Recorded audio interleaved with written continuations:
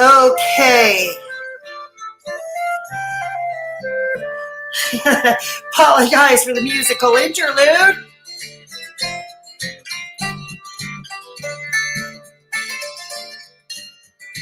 Okay. Well, we can see me now. Okay.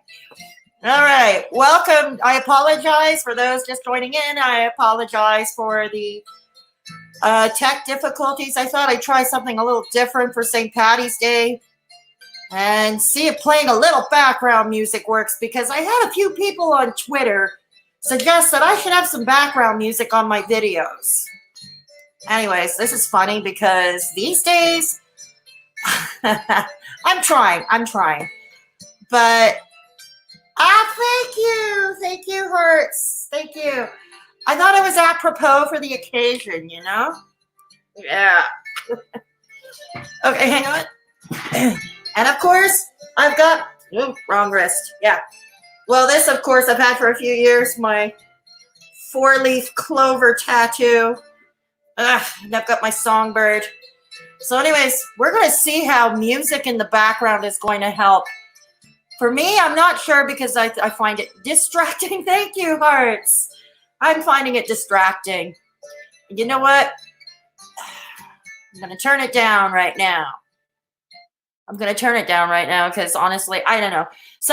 A few people on Twitter, like I said, suggested that I start having background music on my videos. Hey, Jason. Good to see you. Could you let me know if you have your wrench?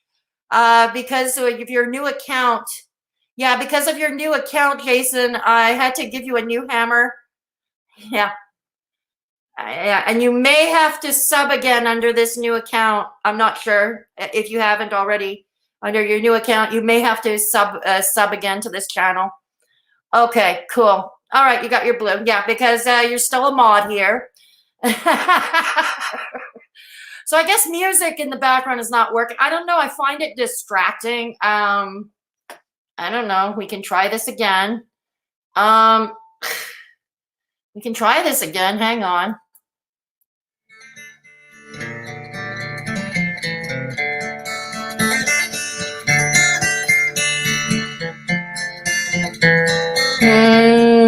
No, I can't do it. Oh, thank you. Okay, cool.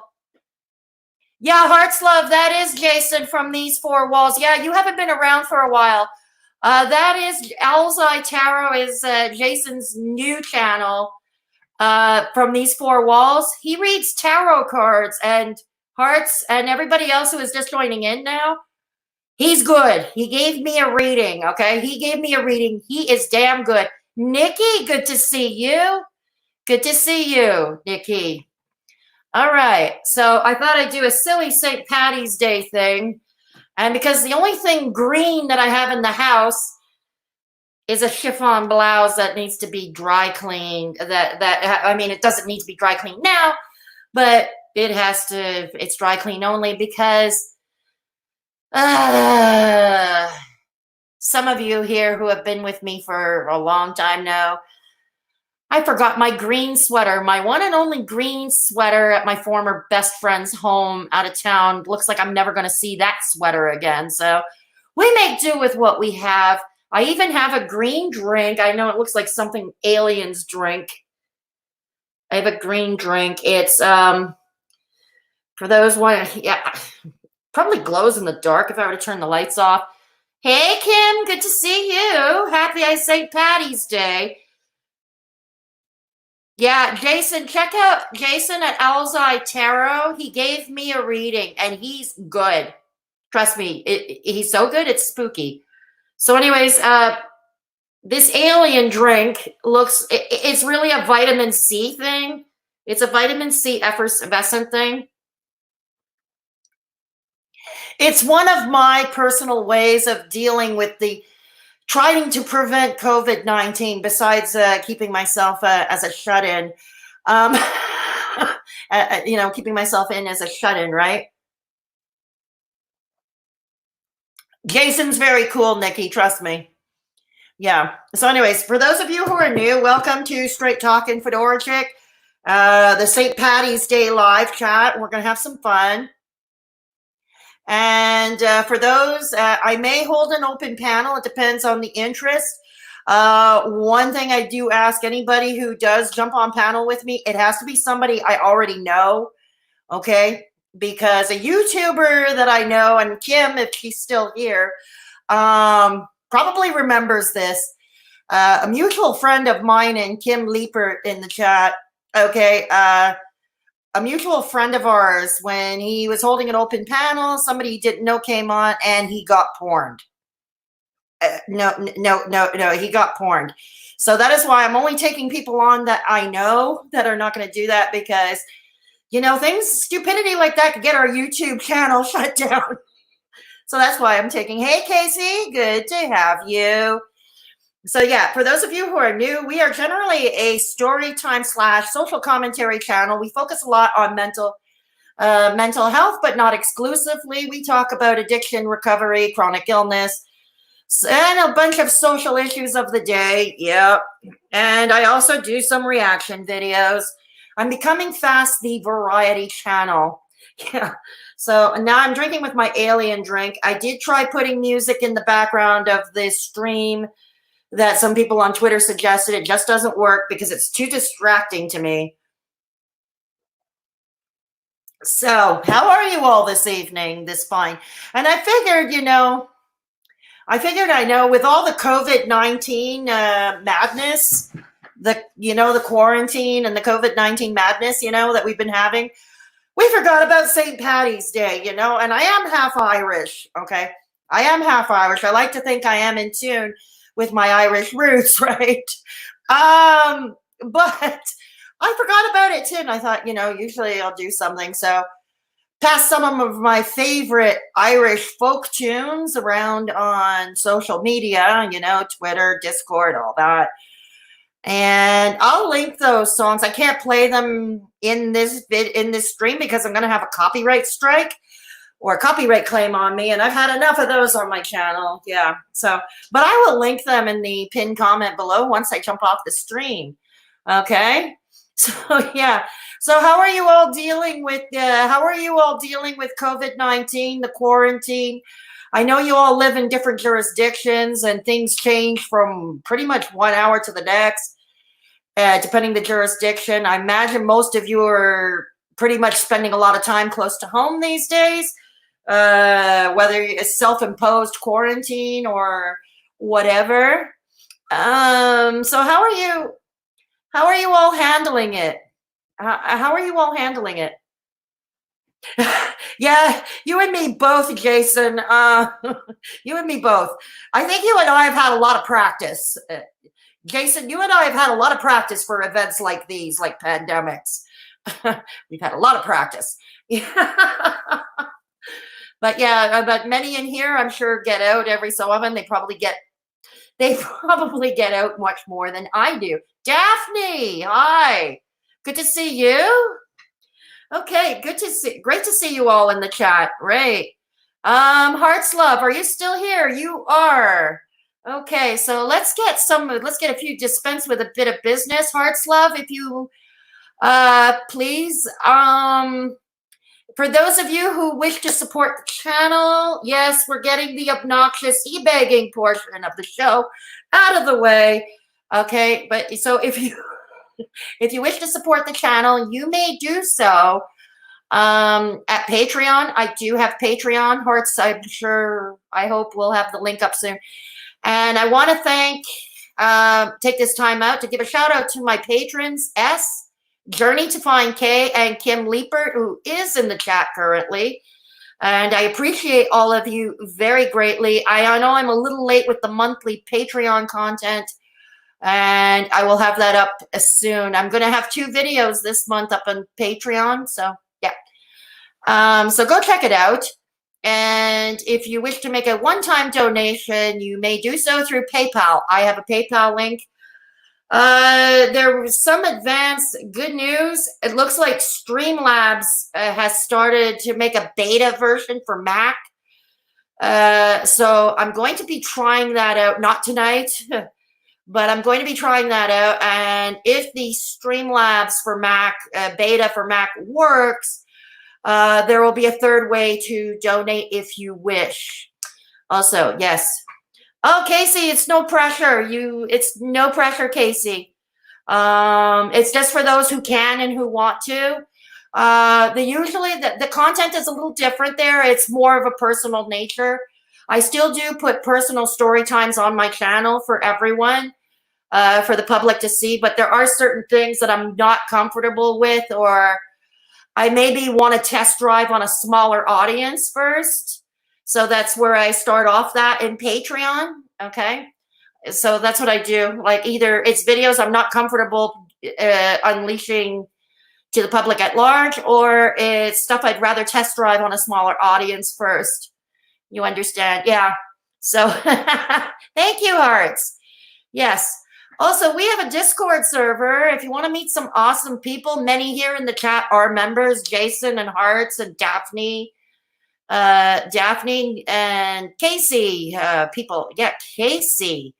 You're all a member. Yeah, thank you. Thank you.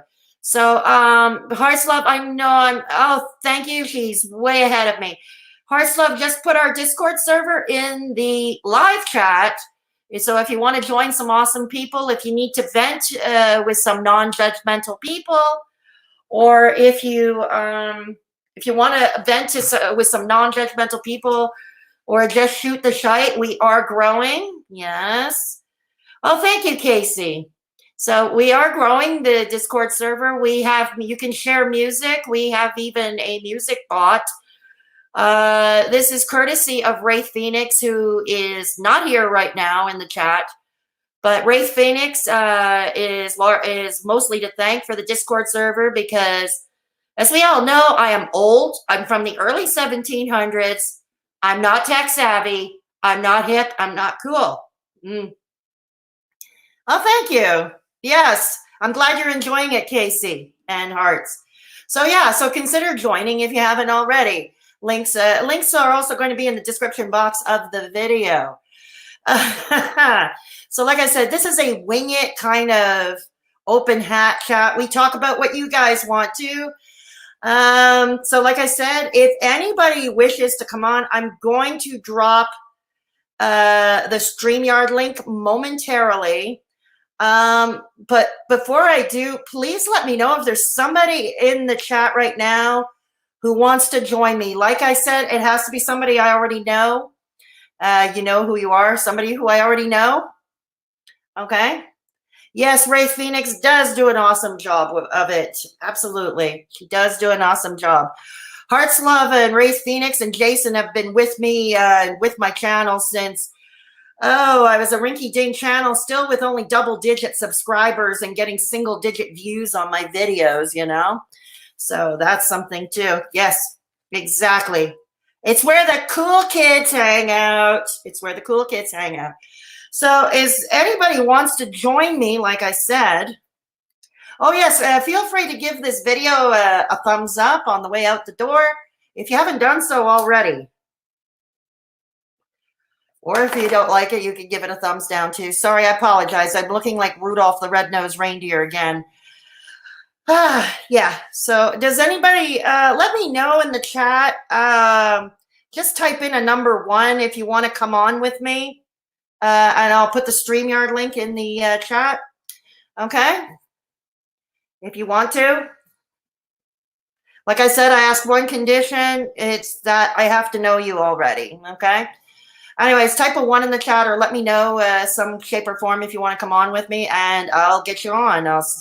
Like I said, I'll put the StreamYard link in, and I'll put you up on screen with me. Yeah. And no, you don't. If you don't want to show your face, you don't have to. You can do it. You just block the camera, and we just hear your voice. We do it with Father Fish all the time. Many of you know him as Captain Fish, but he's not Captain Fish anymore. He's Father Fish. After he gave a few rather racy Bible study courses. Yeah. Yeah. Jason, that would be awesome if you can come on with me. I'm going to get the StreamYard link to you. It's going to be in the chat, okay? Well, hang on. Awesome. I'm going to put it in the chat. Awesome. Okay. Okay, so it's in the chat right now. You can see the link on the screen right now. Okay, so I'll be waiting for you, Jason. Were you able to get the things you needed? I know you said the last time there was an issue at Fedora. What are we talking about? I need a lot of things these days. Yeah, I've been having a lot of unexpected expenses ever since the new year. Just like it never stops. You're on lockdown too, Daphne? Yeah, so am I. My province, La Belle Province du Québec, we are on lock. we are on semi-lockdown. We're not like forced, and there are things you can go out, like the premier said we can go out to get food. If we have to go to work, we go to work, go to an appointment, stuff like that. But they've closed the shopping malls now, the theaters, the ski resorts, the cabana sucre has all been canceled. This is a popular time of year for the sugar shacks. Oh, toilet paper. No, I don't have toilet paper. I have Kleenex, though. I've been collecting Kleenex by the ton. You are immunocompromised. I understand, Daphne. Yeah. I don't have a great immune system either. So, yeah. But Jason and I have had a lot of practice, it looks like, for this kind of event, right? We've had a lot of practice for this. I did discuss COVID-19 angst a couple of days ago in a live stream. I did it last Sunday night. I can have that link for those who missed it on Sunday night. I can have that link in the pinned comment below once I jump off the stream. Okay, that's how it is here now. People think it's a joke, and though it's not listening. Oh no, it's true. You know, toilet paper has become a rare commodity these days. It's almost like they're going to start selling it on the black market. And there is a pharmaceutical chain called Jean Coutu, apparently, that has gouged the prices. They started with they gouged the prices on Lysol wipes. Like for a canister of Lysol wipes is like $15 Canadian now. What? Usually you get that for about depending on the size. The largest size you get for about $5 or $6, and the smaller size anywhere between $2 and $4, something like that. Yeah, so yeah, the price of Lysol wipes has been, they have been price gouging indeed. Yeah, so, you know. The good thing is, though, out of all the places, like the stores that have closed, or restaurants, here we go, Jason's coming on. We're going to have Jason on in just a second. All right, Can you hear me? We don't hear you. We don't hear you. Shit. Oh my God. Can you hear me?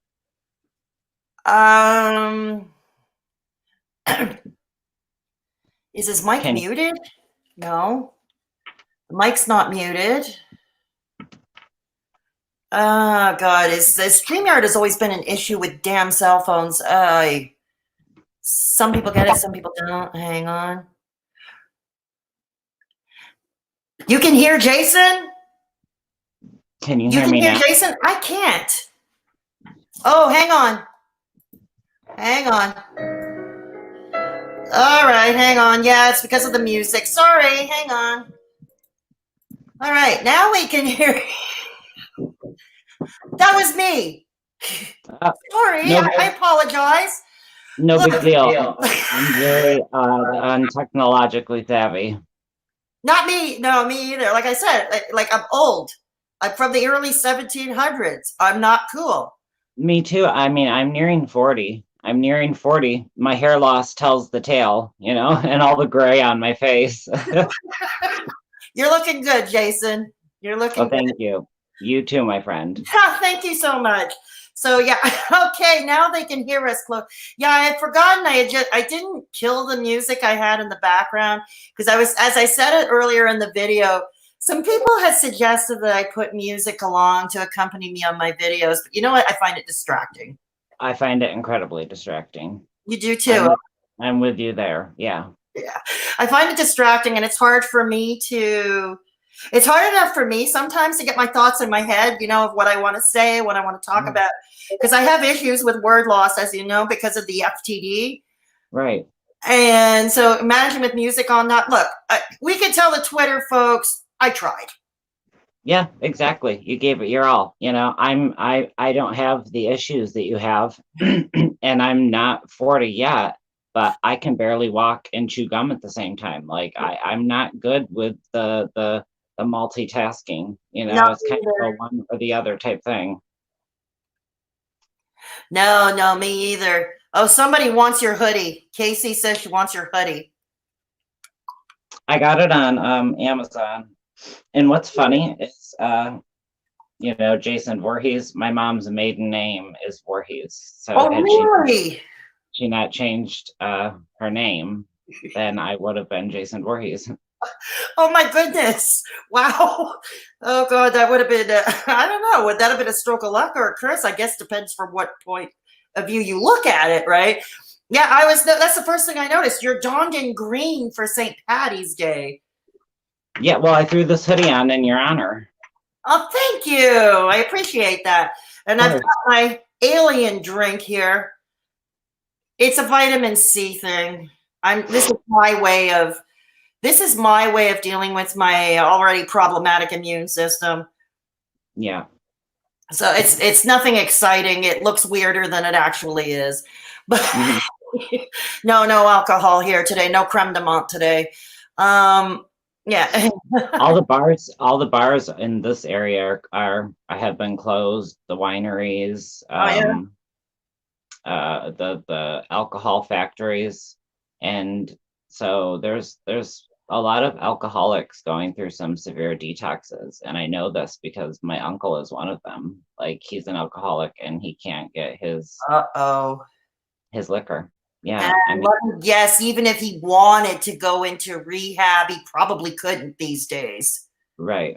So, I mean, there's a lot of little things I think that people don't think about in terms of like I have another family member, for example, who that they have a bad immune system and they're on a special diet and they have to eat, very specific things. And with the way that people are coming in and hoarding food, it's not like the food is not available. The trucks are coming in, they just can't keep up because people are just stockpiling and hoarding. Yeah. And then you look on eBay and you see like a 24-pack roll of toilet paper for $200 and some. Oh, I'm not surprised. Like I said, I was just saying earlier that toilet paper is going to be a commodity on the black market pretty soon. And I don't understand either, because it's like, I don't mean to sound gross, but I didn't think explosive diarrhea was part of this. I didn't think it was either. I looked several times, at the Quebec Public Health, my province, Quebec, where I live. Well, you're in upstate New York. Are you closer to Quebec or Ontario? Ontario. Okay, I'm in Quebec.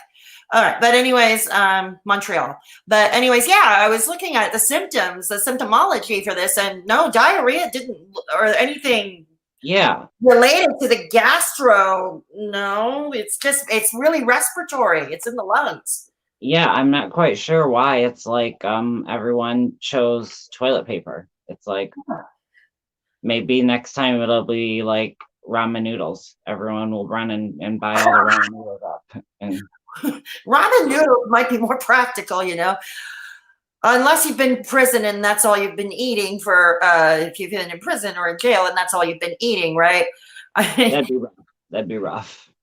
Yeah, I know. Trust me, I've watched enough prison channels on YouTube, and I've learned how to make burritos with potato chips and ramen noodles in 12 different ways. So, but yeah, ramen noodles could be the next commodity. I was just saying also, Lysol, there's a pharmacy chain in my province called Jean Coutu, and Lysol wipes, they gouge the price on, they really hike the price on Lysol wipes. Yeah, they hiked the price on tissues here. I paid $4 and $4.24 for a box of tissues. So they're definitely price gouging. I don't know how they get away with it, but yeah, I don't know either. Let's see what the chat. Casey was saying there was a sad post about a mom not being able to buy her baby diapers because other parents had taken the diapers, and it's not the first time I'm hearing this either. There was a girl on Twitter who was kind of like, not only could she not find toilet paper, but she couldn't find wipes or diapers for her kid. Right. It's extreme greed, and I honestly think a lot of it has to do with the way that we're inundated with news, and it's a lot of fear mongering, and that they kind of they build up, in a way. They make us think that it's the end of the world and this is what we've got to go and do. And people, they panic easily. Mhm. And it's good to be prepared, but to be prepared is different than to be, really greedy and just karma comes back to people. They need to remember that, when you're buying toilet paper and trying to charge people $200 and some dollars for it, Yeah, on eBay, yeah. It's like, yeah. that's horrible. Well, that's So crazy. That's crazy. I mean, so nowadays, the supermarkets that do deliver, like you can order your groceries online and have them delivered. Usually you can have it delivered, like it's the Metro grocery. It's that which is here, kind of like you Kroger. You got Kroger's. We right, got right. Metro, we got Metro, but Metro, you order online and usually it's within 24 hours. You pick your time slot, and it's within 24 hours. Maybe if you order in the morning, you can have the last time slot in the evening. Now it's like 5 days. It's 5 days. Like if I were to do an online order now, I probably won't get it until Saturday or Sunday. Yeah, that's insane. That's insane. Yeah. And it got me thinking about like all the people in Italy that were quarantined in their homes, and I saw a very, very chilling thing on Facebook, or it was sent to me, where it went from like February 19th or something, an obituary. It was 1.5 pages, and then an obituary that was put out today, and it was 10 pages. Like he just kept Oh going crap. through, and it was terrifying because it just kind of put a visual. It put something visual to something that you're just kind of hearing about. And you think about a lot of other things too, like when people are quarantined in their home, elderly people, they can't get out to get their medications, like No. and you think of like, for instance, people like my uncle, alcoholics who can't get out to get their alcohol. I know that sounds stupid, but No, but for those who regardless, don't understand or alcoholism, withdrawal from alcohol is as dangerous as trying to withdraw from an opioid addiction. right, But it has exactly. to be, it's highly recommended that it is medically supervised. Somebody going cold turkey. I know I have alcoholic parent. My father died, but both my parents were alcoholics. And my father, I remember the first time when he was sick and he had to be hospitalized. Obviously, there's no booze in the hospital, right? And obviously, they're not going to let my mother bring him beer into the hospital. And it wasn't pretty. He was like Well, he was having the PTs in yeah, the it's like hospital bed. full seizures. I've watched my uncle go into full body seizures. It's terrifying, having to stick a pen in his mouth to keep Sure. him from swallowing his tongue. And he's had so many chances in his life, like wake up calls, and he never woke up. So I have no hope.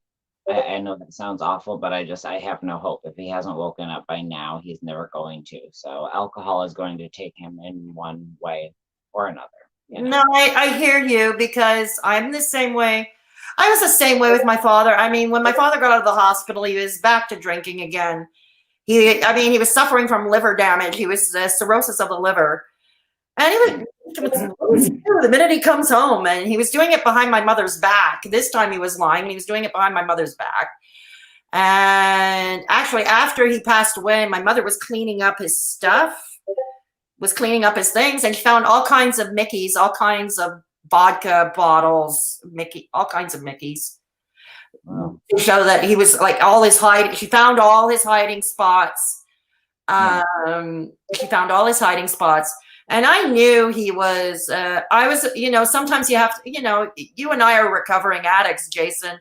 And we both have family members who are addicts. So you and we have to be realistic. I think we learned how to be realistic. It may sound cold to some people. Yeah. But until you've lived our experience, I don't think you can really judge why we might feel like there's no hope, you think. Right. there's a lot that I think, when you're an addict yourself, and when you have addicts in your family, when you come to a place of sobriety, there's a lot of shit that you end up having to say that sounds cold. But Mhm. it's about setting boundaries with relatives that might be still using. It's about coming to the realization that you can't save another person. You can't change another person. No one could change me, like Mhm. I had to choose to get sober. Yep. So That wasn't a choice that, it wasn't like my mom could come to me and be like, Jason, get off the pills. yeah. It's not that couldn't happen. It had to happen. Like, it was a gradual process, like using the channel and the support that I got. That's just kind of how it happened. So Yeah, exactly. Well, the liquor, they closed the bars and clubs here in Montreal too. mhm, Uh, but the companies, Société des Alcools du Québec, that's our chain, government run liquor stores, mhm. they're remaining open with normal hours. They're remaining open. And I think it is largely to serve a clientele that might be alcoholic and are like completely physically dependent on it. It Right. might be to serve that population.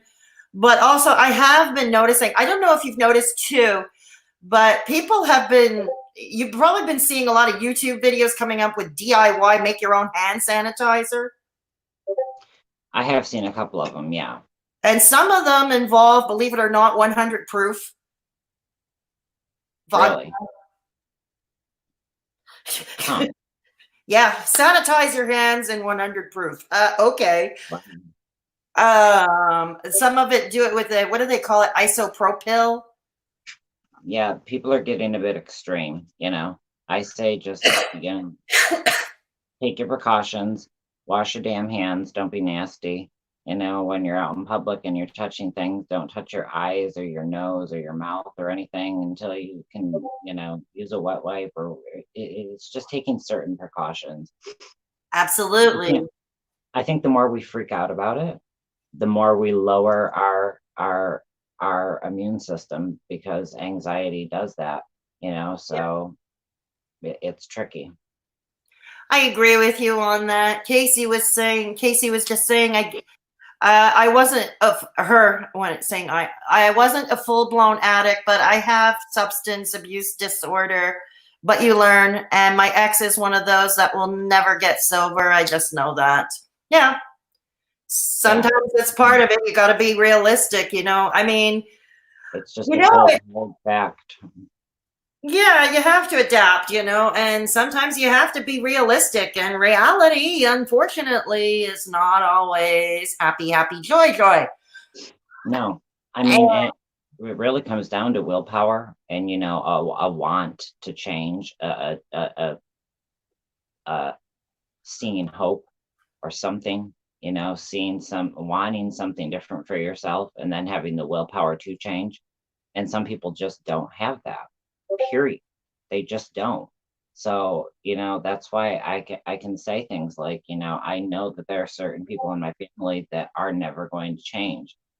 yeah, Um, it's sad, but, after, it's also sad that I wasted years of my life trying to get them to change. It's sad that I had to deal with their nonsense for years of my life.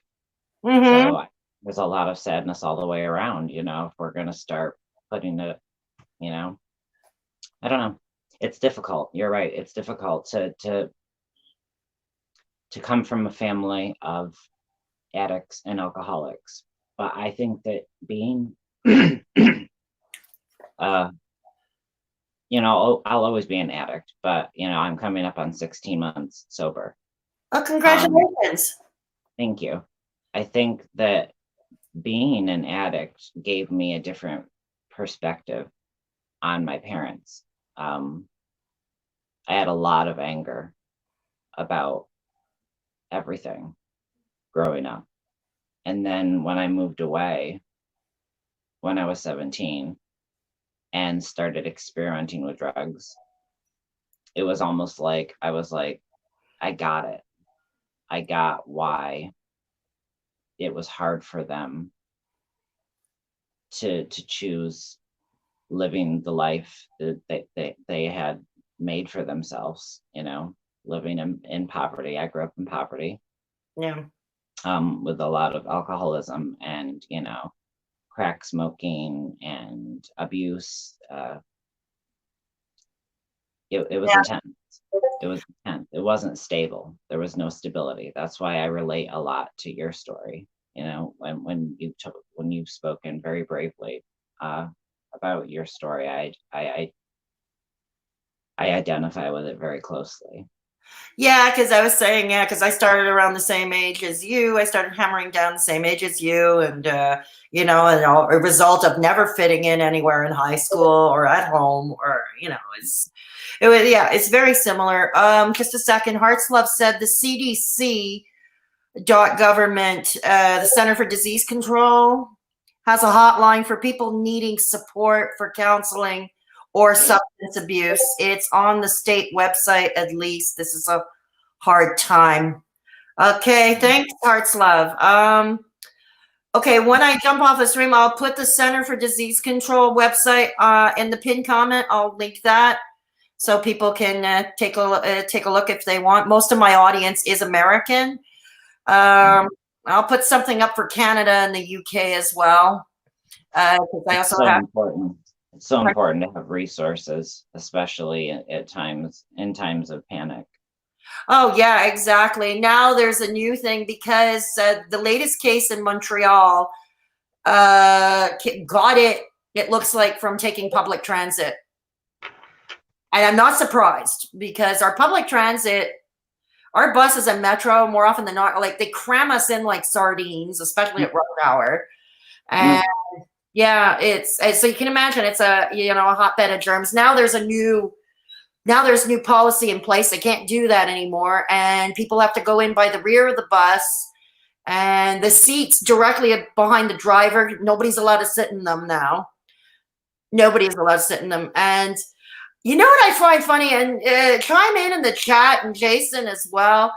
The emails or notifications that you get, from your favorite store or your favorite online service or your restaurant, your favorite restaurants or Uber Eats or whatever.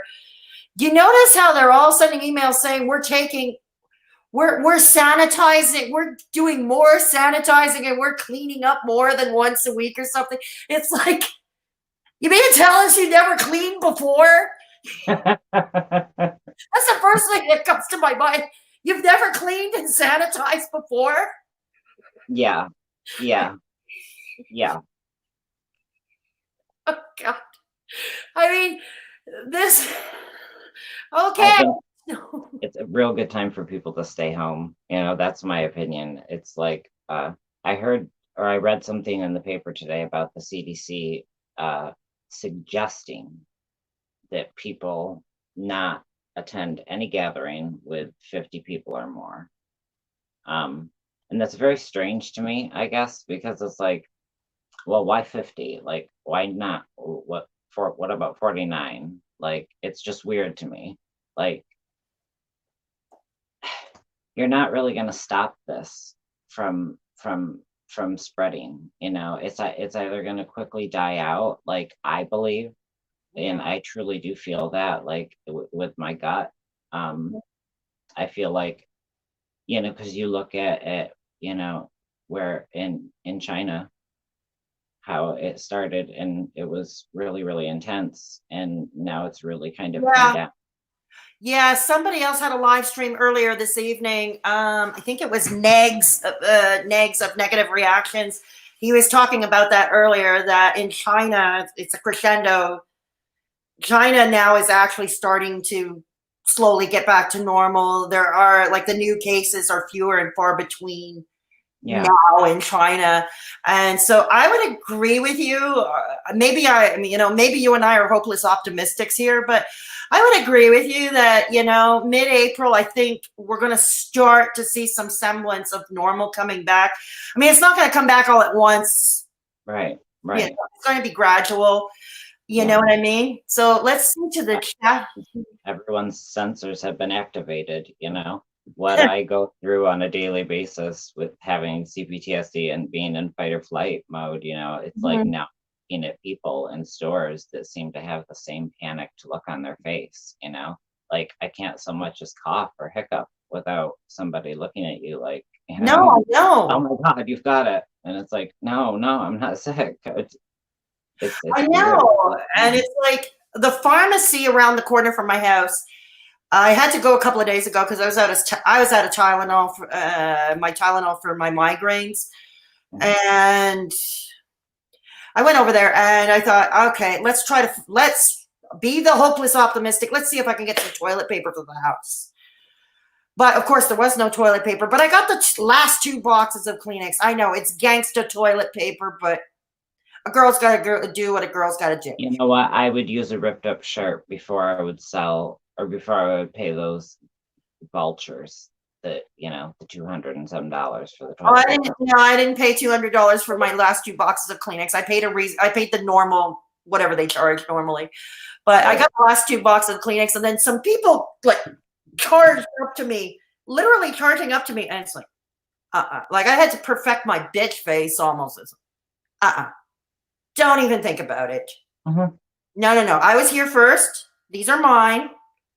You ain't getting them, Yeah. but Yeah. you ain't getting them. And especially it's just the way they were doing, especially there was a sign at the door, and that was after our premier. That's like the equivalent of your state governor.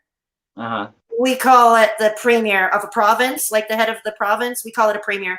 And Mhm. our premier had given a press conference earlier that day, talking about the new policies in place for the province. We're on semi-lockdown.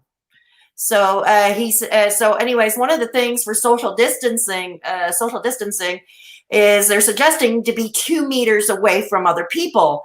And so there's a big sign at the doorway of the pharmacy, please, as much as possible, be 2 meters away from other people And I thought, okay, these people who came charging at me for my Kleenex boxes. Okay, Wake up. you're not reading the sign at the door, are we? And No, and I pretty much that's kind of always been my thing. Like I need a big bubble. I weigh like 100 pounds. I'm 5'9". I am very bundled. Like I need my space. If I don't have my space, I start getting very testy. I start feeling like a caged animal. Like I said, I exist in a fight or flight mode, and I never have anything to fight off or flee from. So instead I freeze all the time. But I need my space. People just can't come up on me. I don't like that. And it's the same thing for me when I cough, because I've been smoking for decades now. And so I have a smoker's cough. Yeah.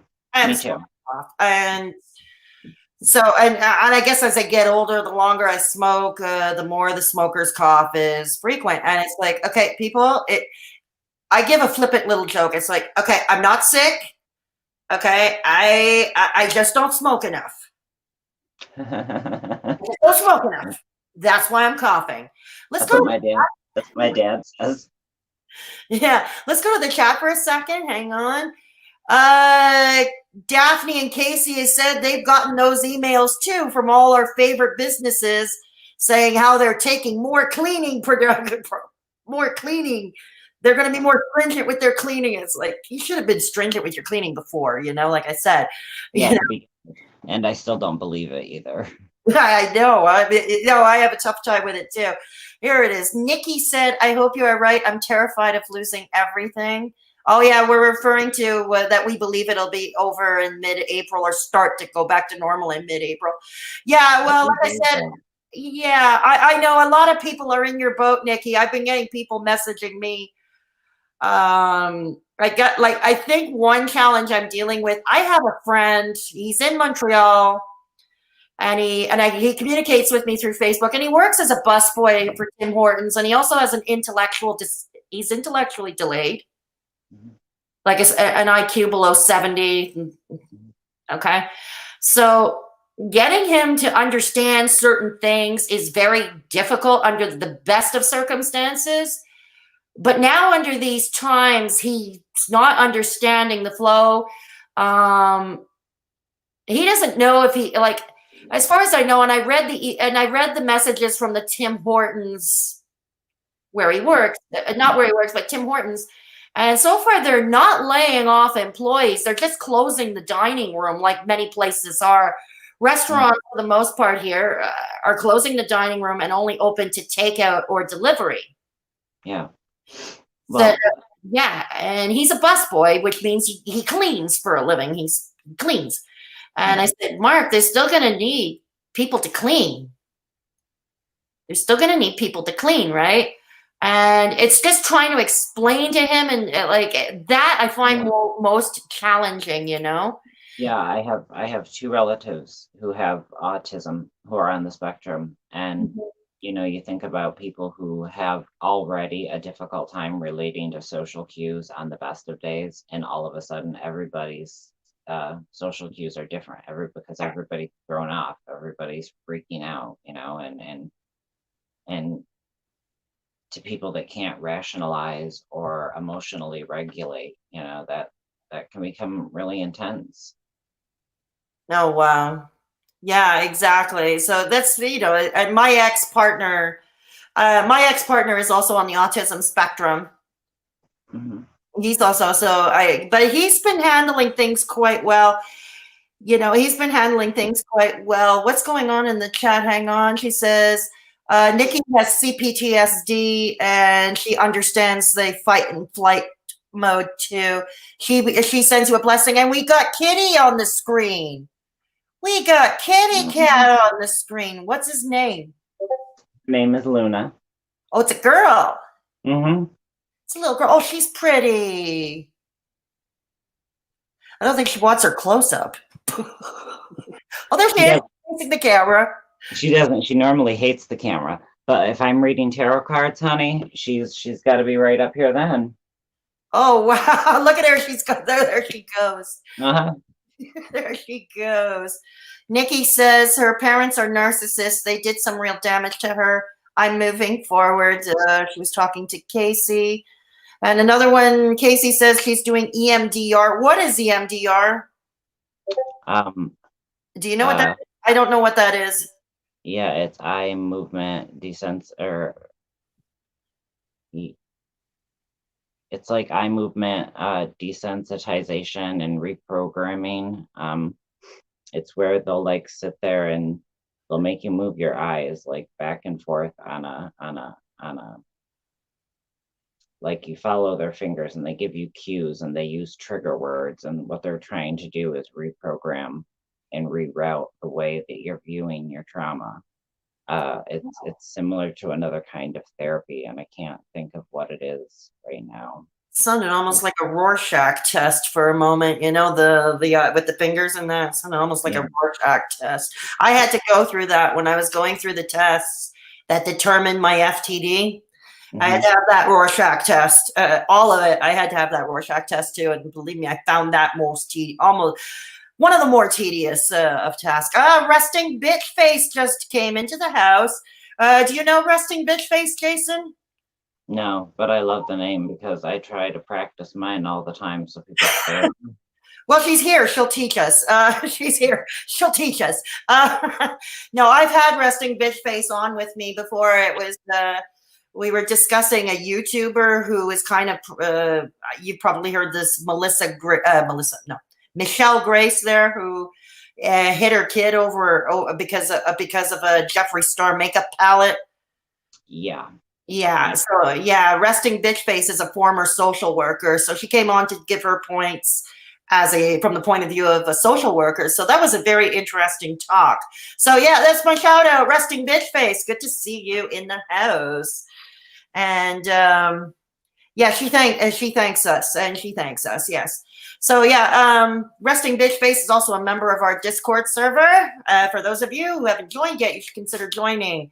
Links are in the description box. If Heart's Love is still around, could you please put the Discord link back in the chat again, please, if you're still around?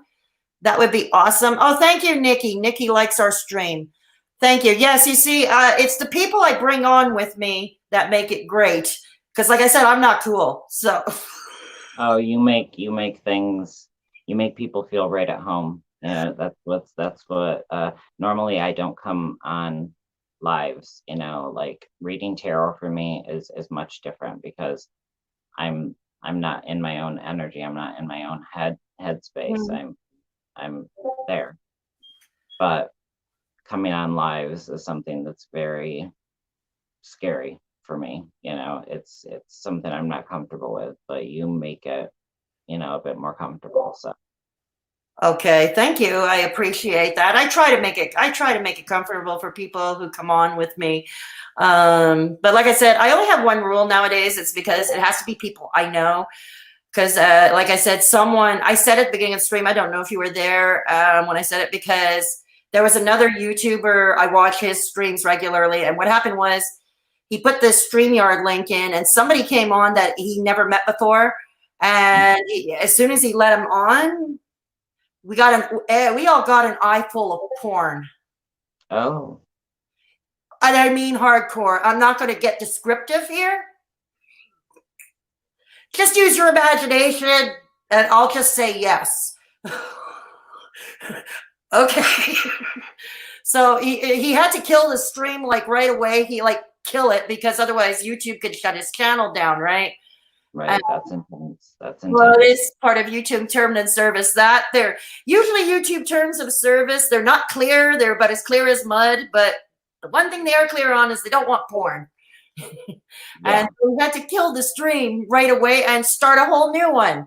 So that's why I only will take people on that I know that are not going to do that to me. Yeah, I don't blame you. I mean, it's live, it's live. Anything could go down. So yeah, I mean, I'm pretty sure you're not going to do that to me, so no, I don't plan here, I don't plan on being inappropriate with an animal. I don't plan on any of it. No. I mean, Kitty can have her close up. That's fine. She's pretty. She lights up the screen. So Kitty can be on pretty. Hang on. I love your energy. You are a good person, Fedora. Thank you, Nikki. I appreciate that. It's a chill environment in Fedora streams and Discord. Thank you.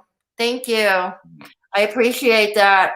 Yeah, if only more people can join at a time in my streams. The problem is every time I schedule a stream, because, I share an audience. We're all a community, and I share an audience with other YouTubers, and it just so happens that more often than not, some of them with bigger channels than mine, they do a live stream at the same time I do. So, it's nobody's fault. Well, I'd love to see if someone else wanted to come on. Does somebody else want to come on?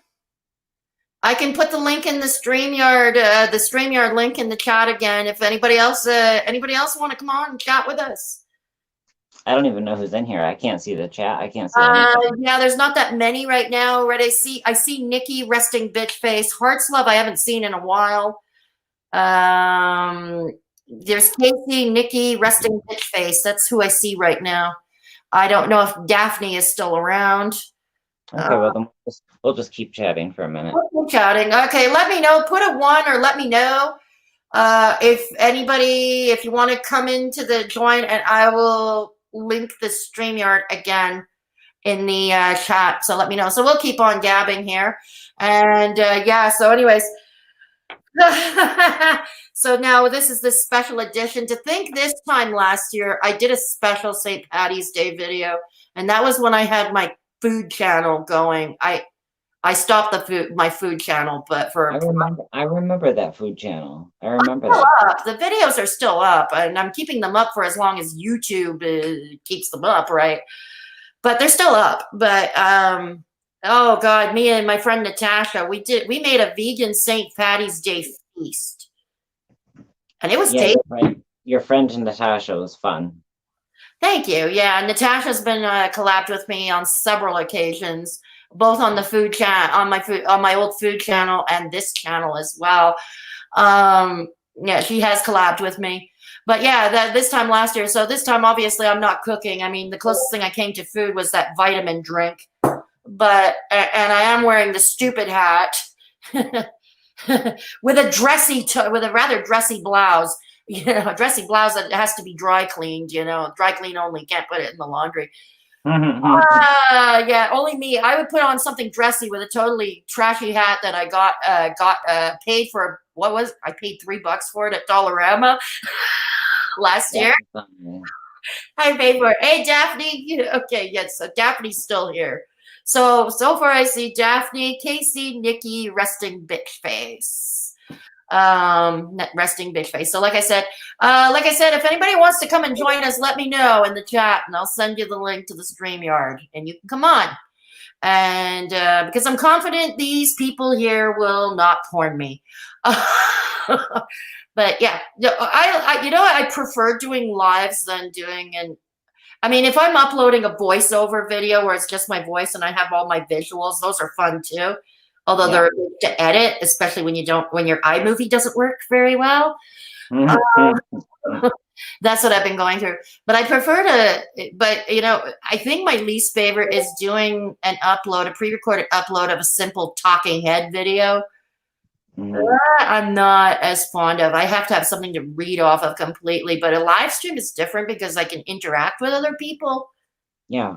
So I've been having a really hard time with uploading speeds. Like, oh my God, everything has been so slow. Really? And Mercury's at a retrograde now, so the technology. I don't understand. It's like right around the time that I have to put up 12 videos. Of course, everything has to take like 2 hours to upload. It's ridiculous. Oh, really? Wow. Oh, thank you, Daphne. What was it? I did a video for you know who.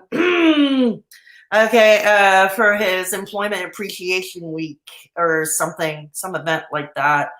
And he asked me to do a short video. It had to involve the company mascot. Okay. And the company mascot's name is Ralphie. And he looks like a little G.I. Joe doll, except he's not wearing army fatigues. He's looking preppy. The doll looking preppy, And it had to involve the doll. And he asked me if I could create a video for him. And I said, okay, fine. And that was right around then my iMovie crashed for good. And it took me 5 hours to edit a 3.5-minute video because it was a lot of graphics. It was a lot of graphics, a lot of stills that I had to kind of give it a Ken Burns effect, so it doesn't just look stationary and all that lovely stuff. But yeah, it took me 5 hours to edit before my iMovie completely crashed. And I can't, and the problem with my iMovie, it won't let me upload at high definition anymore. The highest it'll let me go is 560. Now we all know HD, the lowest is 720. Right. You understand, right? Hang on a second. So that's why I've been doing mostly lives lately. Although I did do an upload of a talking head, my Trisha Paytas video, because honestly, I didn't feel like because it wasn't a subject I was familiar with. You probably heard the latest trolling from Trisha, how she claimed that she now has dissociative identity disorder. Yeah, she's all over the map. I mean, that's a new low even for her. That's a new low. But when I did that video, I had to do that as an upload because the reason I did not want to have a live stream on that is because DID is not a subject I'm really schooled at. I probably I would not have been, I can imagine others might have had questions for me about the disorder that I would not have been able to answer. Yeah, it's one topic. It's one of the disorders that I would not touch when people would ask me about it on my channel. I have agoraphobia and complex PTSD, and I understand generalized anxiety disorders and depression. Yeah, me too. But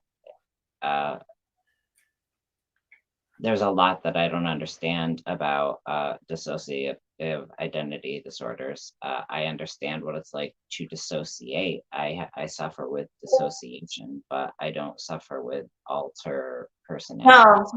No. There is a difference between dissociation and dissociative identity disorder. It's just, It's one of the more I don't know why she picked that one of all things, because it's one of the most complex disorders for obvious reasons. And like I said, and it's why I'm not really schooled at it. It's a controversial one. It is a complicated one. And I thought she was like, she's been known with her trolling. She perpetuates the stigma of mental health illness, but I thought this was an all-time new low. And she has a young, impressionable audience. It's like, oh no, she needs to be called out. She needs to be called out. And it's always a dilemma. Like, do you react to her and give her more attention than she deserves? I know, but the woman is a fool, and you just pointed it out. She's got an incredibly young, impressionable audience. So, sometimes it's like, okay, yeah, I am giving this person more attention, but I'm also calling attention to their bull. Yeah, and then what makes it worse is you get the Rewired soul. He reacted to that. Well, and you can imagine how well that went. You can imagine how well Kay, Journey to Find Kay. You know Journey to Find Kay, huh? She does a lot of Rewired soul reacts. I love her. She's great. Yeah, I don't know. For those of you who are not subbed to Journey to Find Kay, please check her out and show her some love. She does some great stuff. More science. What? I'm sorry. The thing with Chris that I was just thinking is it's like the moment that Trisha Paytas, however the hell you say her last name, Paytas, the moment that she mentioned Chris, it was like golden ticket. He was like really, that kid from Willy Wonka, like it was like his golden ticket, and he ran with it. Yeah. And he ran so blindly and so stupidly, led by his ego and his greed, that he imploded, and then his ego wouldn't allow himself to even see that he'd imploded. So he just decided to start grabbing hold of everybody around him and dragging them down and blaming them. And it's this person and it's that person. And it got to a point where it was just like, I totally dropped out. I was still being talked about and I didn't even care anymore. It's like the man was doing nothing but yammering on like a chihuahua. It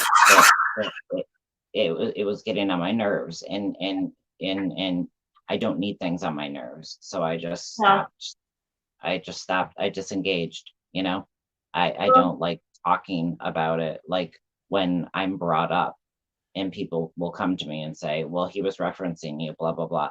No, I don't need to know that, No, and that is definitely, I mean, I knew he was going to react to her latest troll. I mean, what are his two favorite topics of conversation? Trisha Paytas and borderline personality disorder.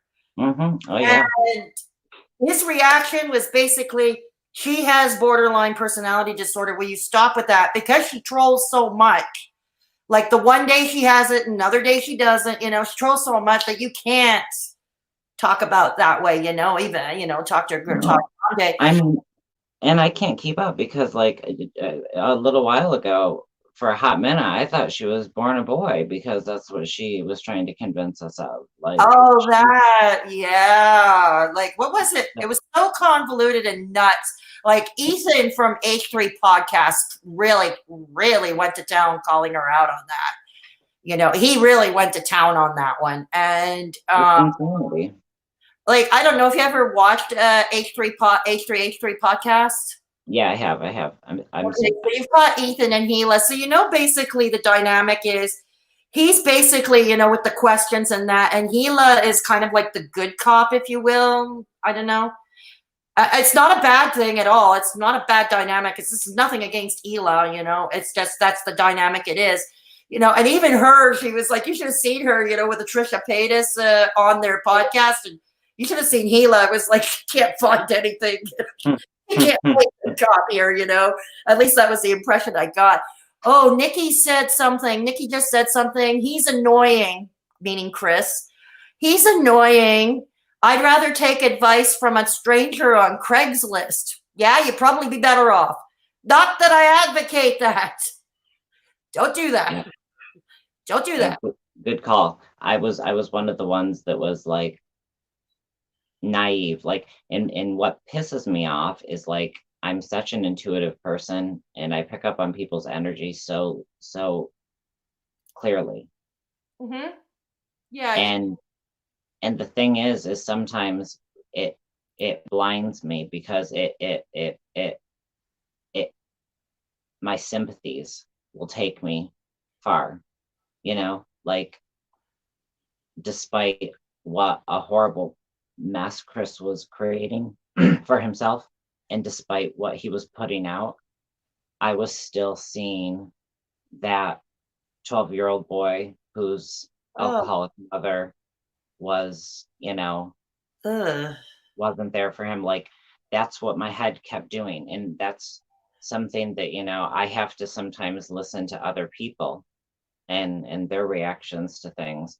And that's how I can kind of gauge my reaction to things, because my sympathies will really kind of get in my way, and it acts as a form, I guess, of naivete. But it's not really. It's more just that my sympathies don't allow me to detach Okay. always. So Okay. Ah, no. So yeah, that's the news of the week there. Oh, you know what? We're gonna move on to something fun. Who wants some St. Patty's Day you totally useless St. Patty's Day trivia? I'm game. You're game? Okay. I'm game. Okay. Okay, here we go. Okay, number one. This is from Mental Floss. Okay. It says, before you don your kiss me, I'm Irish tea and set out to find a Guinness.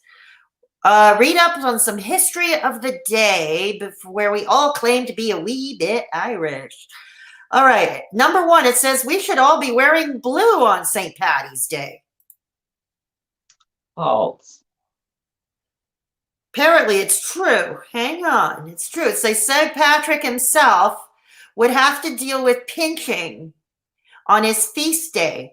Though we've come to associate Kelly green with the Irish and the holiday, the 5th century saint's official color was St. Patrick's blue, a light shade of sky blue. The color green only became associated with the big day after it was linked to the Irish independence movement in the late 18th century.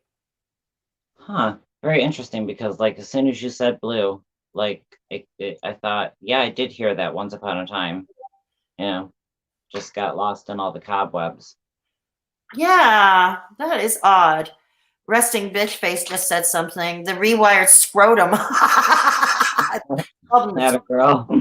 The rewired scrotum needs to go. The video of him and his mom laughing about his complete lack of training and qualifications had her so heated.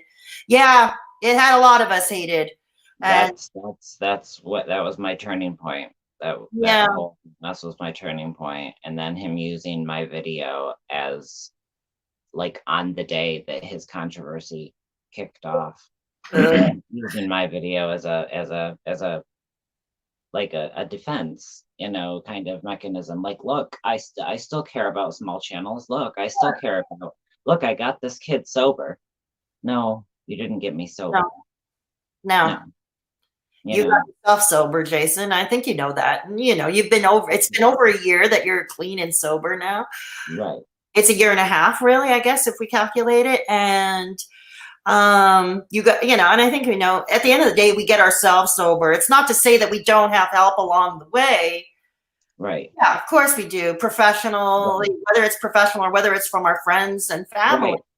But it's like, kind of one of my, what really helped me stay sober, and still today I do it all the time. I respond to emails like probably 4 or 5 a day, from different people that, I try to keep in contact with. And these are people that, I help in the same way that I was helped. And I could never imagine saying to any of these people, like, I got you sober. Who does that? No. That's mind-boggling to me. It is mind-boggling, really. I got you. Well, no, that didn't actually happen, actually. I mean, you could say, you get help along the way, sure, but at the end of the day, you get yourself sober, Yeah. Now, back to trivia. St. Patrick was not Irish. He was not Irish. Really?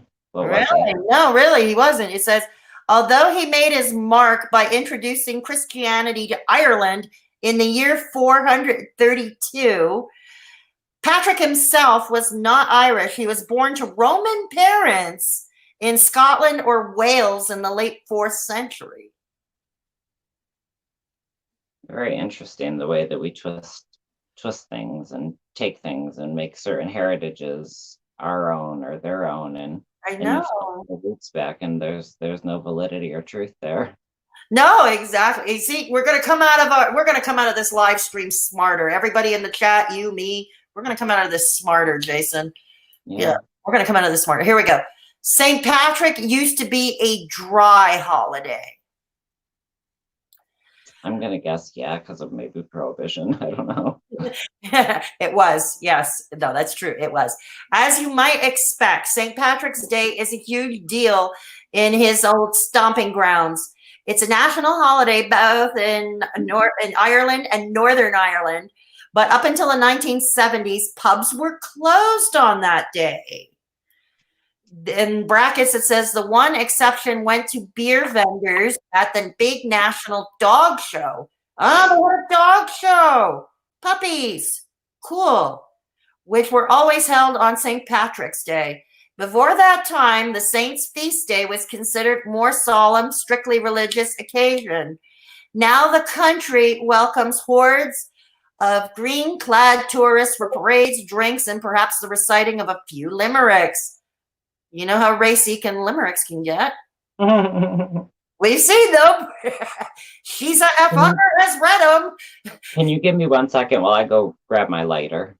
Sure. I don't have my lighter. Sure. No problem. Yes. I have a mental health channel. I feel personally attacked. Oh, I'm sorry to hear that, Casey. I'm sorry to hear that. Oh, you knew that one too, eh, resting bitch face? Yeah, I'm sorry to hear that, Casey. But keep plugging away at it anyway, Casey. You should keep plugging away at it, you know? Yeah, YouTube makes us have to have a thick skin. You know, I think all social media does. I used to be a political blogger, for those who don't know. So that was my training ground, my boot camp on how to deal with trolls. Yeah. That was my boot camp on how to deal with trolls, being a political blogger. And oddly enough, when I was a political blogger, like people who have been following me since the beginning know that I am left-leaning. And I'm not going to discuss politics or my political, except for the fact that I'm left-leaning. But what I will say is, despite the fact being left-leaning, I also tended to be a contrarian. Well, I will say with complete confidence in myself and in my answer that, you know, I, in so many ways, am embarrassed to be an American. Like, right now, in this day and age, it's not a great feeling. It's not a great feeling when we're being led around by a buffoon. No, I hear you. I hear him as such as half the country does, but then there's the other half, and it's like there is such a divide. Yeah, it is quite polarizing. I mean, here in Canada, it's not that much better. I mean, we came this close last election in October. We came this close to having a very far right-wing idiot as prime minister. We came this close. Who is your minister? That young cute guy? Huh? Isn't there some young cute guy who was like a prime minister of? He's 48 years old now. If you're talking about Justin Trudeau, our prime minister. Yeah, him. Okay, well, he's 48. He got back in, but it can't. But by the skin of his teeth, but really by the skin of his teeth. See, but I know nothing about him. Is he no good? No, he's fine. I mean, a lot of people don't like him. You know what? But better him than if we had the other one dealing with this crisis. You know, if we had the buffoon dealing with the crisis, you know. But anyways, back to St-Paddy's Day. Enough about politics. St-Paddy's Day. Okay, hang on. Our St. Paddy's Day parade in Montreal got canceled too. That was part of the edict as well. Our parade, which is the oldest Montreal tradition run by the United Irish Societies, they canceled it this year. Yeah, but here we go. New York City St. Patrick's Day Parade has been happening since 1762. Oh, wow. Even ours in Montreal started in 1842. Montreal started in 1842. New York City St. Patrick's Day Parade is one of the world's largest parades. Since 1762, roughly 250,000 marchers have traipsed up to Fifth Avenue on foot. The parade still does not allow floats, cars, or other modern trappings. Oh, wow. Cardinal Timothy Dolan, the Archbishop of New York, and Miracle of 34th Street actress Maureen O'Hara have served as the Grand Marshal. Huh. Interesting, useless trivia. Well, like I said, we were going to do useless trivia. Totally useless. I love it. I love it. We're doing totally useless trivia. And what's fun is useless trivia will stick in my head. Anything that's important, it's out the goddamn window. It's totally useless. That's what's fun about it. Yeah, sorry, she's a fucker's not holding that one tonight, but yeah, here we go. Chicago literally runs green for St. Patrick's Day. New York may have more manpower, but Chicago has a spectacle all its own. The city has been celebrating St. Patrick by dumping green dye into the Chicago River since 1962. That's even before I was born. Oh, and I'm not for that. What? I'm not for that. Like, what? I just picture all these, like, I don't know, green dyed ducks coming out. Like, we don't think sometimes. Oh, no, the poor ducks. And though the organizers won't reveal their exact formula, we do know that the orange powder used is dispersed through flour sifters by the local plumbers union. Okay. All right. Summer 6. For some St. Patrick's Day parades, it's the thought that counts. Well, what do they say about that? Not every city goes all out in its celebratory efforts. From 1999 to 2007, the Irish village of Dripsey, a village that calls itself Dripsey. Dripsey, yeah. It's spelled Dripsey. Dripsey. Okay. Very apropos. Okay. Proudly touted that it hosted the shortest St. Patrick's Day parade in the world. The route once ran for 26 yards between two pubs. Oh, wow. We're going to get our workout there. Between two pubs, I'm kind of getting the vibe of Dripsey. Okay. I'm already feeling out of breath. Boston Marathon, you're so yesterday. Boston Marathon, you're so yesterday. Today, shortest. Right about the shortest in Dripsey. I think probably Dripsey has a lot of shortness. Probably a lot of shortness. There's a leg up there. Short, yeah, probably, yeah. Today, Hot Springs, Arkansas claims the title for brevity, a mere 98 feet.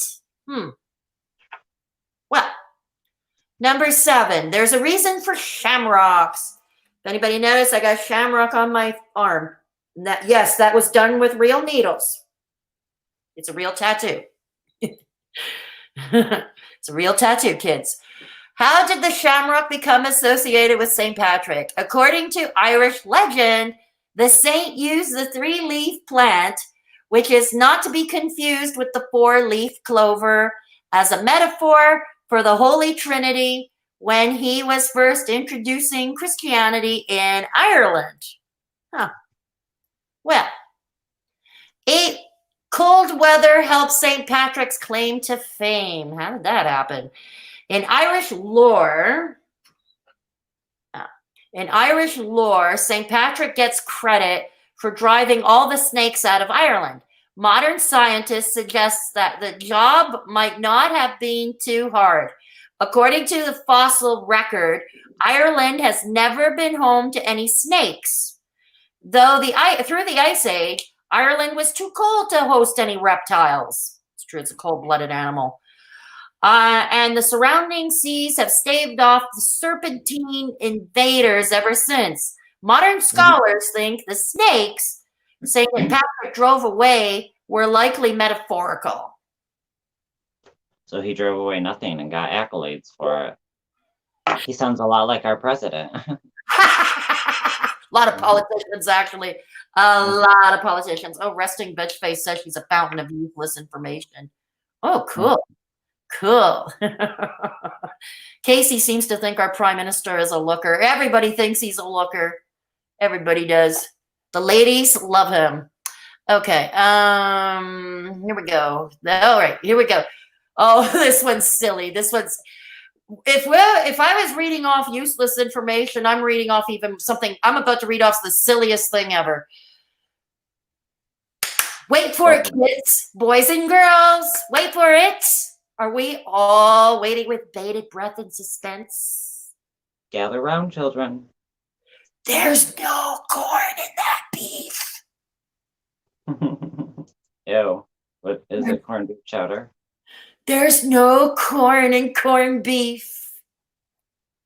I don't even know what corned beef is. Is it that like white milky stuff that people put on bread that has like No, corned beef. It's like it's a smoked brisket. Yeah. I'm a vegan, so I don't eat that. You know. So. I try. I mean, I'm not a vegan. I'm not even a vegetarian, but I'm pretty much a vegetarian. Like I don't. I can't lie. I do like the taste of a hamburger from Burger King every once in a while. But other than that, like I just can't eat meat. I feel kind of shame when I do. Honestly, I don't feel good about myself. It's just something that kind of the older I get, the more it kind of eats away at me. That we kill things in a very kind of brutal way. Things that can feel love and emotion, and I don't feel good about it. Oh, wow. Well, I mean, maybe, you'll make that decision whenever, if ever you make that decision yourself, but we can always use more on our side. Yeah. So yeah, that's the suspense. There's no corn in corned beef. Fascinating. Fascinating, isn't it? What does it say? Yeah, but corned beef, it's basically a smoked brisket. Corned beef and cabbage, which has been a St. Patrick's Day staple for Irish Americans, don't have anything to do with the grain of corn. Oh my God. It had nothing to do with the grain of corn. Instead, it's a nod to the large grains of salt that were historically used to cure meats. They were also known as corns. Well, we've heard of peppercorns, black pepper that you have to grind. Okay. And it's true, back in those days, there was no refrigeration, right? There was no refrigeration. So that's how they cured their meat and their fish, with an awful lot of salt. Yeah. With a fuck ton of salt. I know I'm not supposed to say that word. Things tenderize. Oh my God. I ate a pineapple and my brother left, so I ate the whole thing by myself. Right. Oh, my poor tongue the following day. Oh no. Such a raw mess. I could barely speak. It was horrible. Oh. I had a bad lisp. I sounded more gay than I do normally.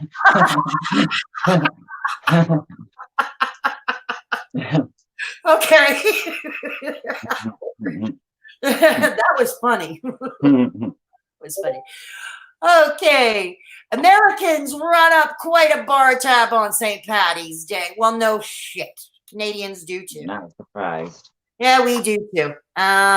It's estimated that 13 million pints of Guinness will be consumed worldwide on St. Patrick's Day, and in America, overall beer sales will be up by 174%. In fact, it's the biggest day for bars in the country. And in general, it's expected that Americans will spend over $6 billion celebrating the holiday come March 17th. Well, I don't know how that would be today specifically, because I think most of us, like I indicated in this live stream in the description, that with the COVID-19 madness, I think most of us forgot it was St. Paddy's Day today. I completely forgot. Yeah, so did I. You know what reminded me, believe it or not? You know what reminded me? Okay. Are you familiar with the mukbanger Candy, aka Hungry Fat Chick? Uh-huh. Mm-hmm. She did a St. Paddy's Day an Irish meal for her mukbang today, and that's what reminded me when I saw the thumbnail on my recommendeds, and that's what holy shit! It's St. Paddy's Day today. You know, I've always wanted an occasion to go on a live stream wearing this silly hat, and I've got one. You know, man. Oh, I would have had an excuse to have a kombucha today because that's about as hardcore as I can get. I love kombucha. Do you know how to make your own? No, but Rocking Roberta, do you know her? Sure I do. Yeah, sure I do. I've been on a couple of her live streams, as a matter of fact. Yeah, she said she's gonna send me the recipe for how she makes kombucha. She said Like, she's I know kind of she's busy with an out-of-state move. She's busy with an out-of-state. Roberta, she's busy with an out-of-state move these days. She's leaving her hometown and she's moving to a completely different state, completely in a different part of the country. I think it's gonna be really good for her. I think it's gonna be really, really good for her. I think she's gonna stabilize in a way that she hasn't been able to stabilize. I hope she does. I hope she does. I mean, no, Roberta's always been. I'm so proud of her. I talked to her on the phone a couple nights ago. Oh yeah. Yeah, and I gave her a reading actually. And she sent me this microphone. She's such a sweet. Is that for the cell phone? No, it's when I record the videos. Now I have a microphone. Oh, it's a lavalier. It's a lavalier, or what you call a lavalier. We call it lavalier. Okay. Okay. Yeah. Okay. Do you hook that in your cell phone, or? Yeah. I plug it into the cell phone and hook this end to me. Do you have to buy an adapter? Do you have to buy separately an adapter for that? Because I've been looking for a microphone to film videos for myself. It just plugs right into my cell phone. It fits right into the like where the headphones would go. Oh. Yeah. Oh, wow. Oh, it's that simple. I thought you needed special adapters that you had to buy separately. Because I have been looking to buy a microphone so I can film videos with my cell phone. So like I can do videos like from anywhere other than my my crappy living room. Yeah, what's funny is it's like in live streams, people sound louder. You sound louder. You sound crisper. And then you go to record a video, and it's like, you know, I have a quiet voice to begin with, you know, and then I start mumbling, and people in the comment section are like, you know, all of a sudden they get gangster keyboard fingers, you know. I hear you. This video shit. Well, like, profit. It's a free fucking video. Sorry. You know who? You know, I mean, there's somebody else who has a terrible sound on his videos. I'm not going to mention his name because I really don't want to start a shit show, and I really don't want to start a shit show. But I think you know who I'm referring to, and his sound is awful. I do. Yeah, I think you know who I'm referring to. Just don't mention his name. Yeah, it's I don't want to start a shit show. That's why. Right, exactly. You know, sometimes when I don't mention names, it's because I don't want to start a shit show, and I know one will come. If like, you know, and it's one of the benefits of getting older. You learn to pick what shit shows you want to get involved in, you know, and you really you got to pick your battles very, very wisely, because you start running out of freaking energy. Yeah, like this particular individual, I mean, he's not that, you know, I don't want to have any fights with him, you know, and then there's somebody else, well, she who shall remain nameless. Yeah, I know who you're talking about there too. Oh, that's a real shit show too. So. I mean, quite frankly, she took a hard left. Like, she did what? She took a hard left on me. You know, I viewed her as one person, and then it was like. Whew. Yeah, so did I. It was the same thing here. It's the same thing here, you know, and I think what really cinched it was when she stopped just before Christmas. I was doing a reading of one of the short stories I wrote. I wrote a short story and I read it aloud on a stream. And the video is called Why I Traded Writing for YouTube. And it was a fun little video why I gave up on writing. And I remember the video. were you there too? Okay. Yeah. So she didn't like the short story. Mm-hmm. Arts Love had to put her on timeout because she was trolling. Like at first I thought, an inkling, is she offering an olive branch? And then when she started in, like, she came just to pick a fight with me. Yeah. She came just to pick a fight with me. And it's like, yeah, I don't go to your live streams to pick a fight with you. Right. Why are you doing that to me? So I had to have Hearts Love. So Hearts Love ended up putting her in timeout. I didn't even have to ask her. She just did it. Could see that you were kind of being thrown. Hearts Love is an excellent moderator. She's very good at picking up on nuances, and she knows the people that she's moderating.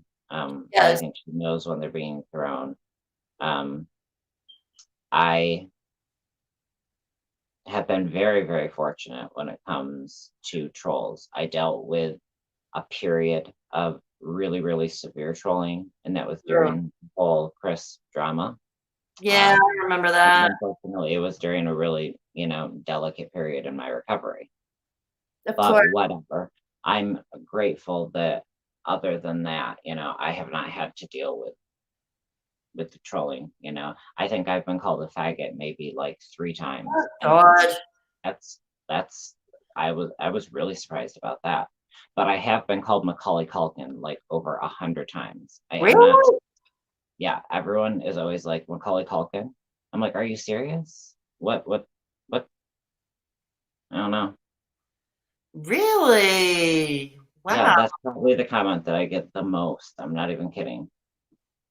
Oh my God, that's insulting. Macaulay Culkin with a question mark. And it's like, ironically, yes, I have ended up home alone because of my agoraphobia. Sure.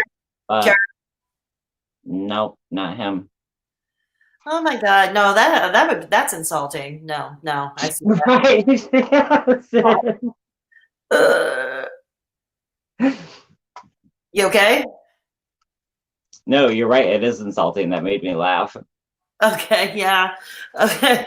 So yeah, it's like, yeah. The things we deal with for our videos. Anyways, one more useless, totally useless trinket. Bring it on. I'm coming. It could have been called St. Maywyn's Day. Maywyn spelled M-A-E-W-Y-N. It could have been St. Maywyn's Day. According to Irish legend, St. Patrick wasn't originally called Patrick.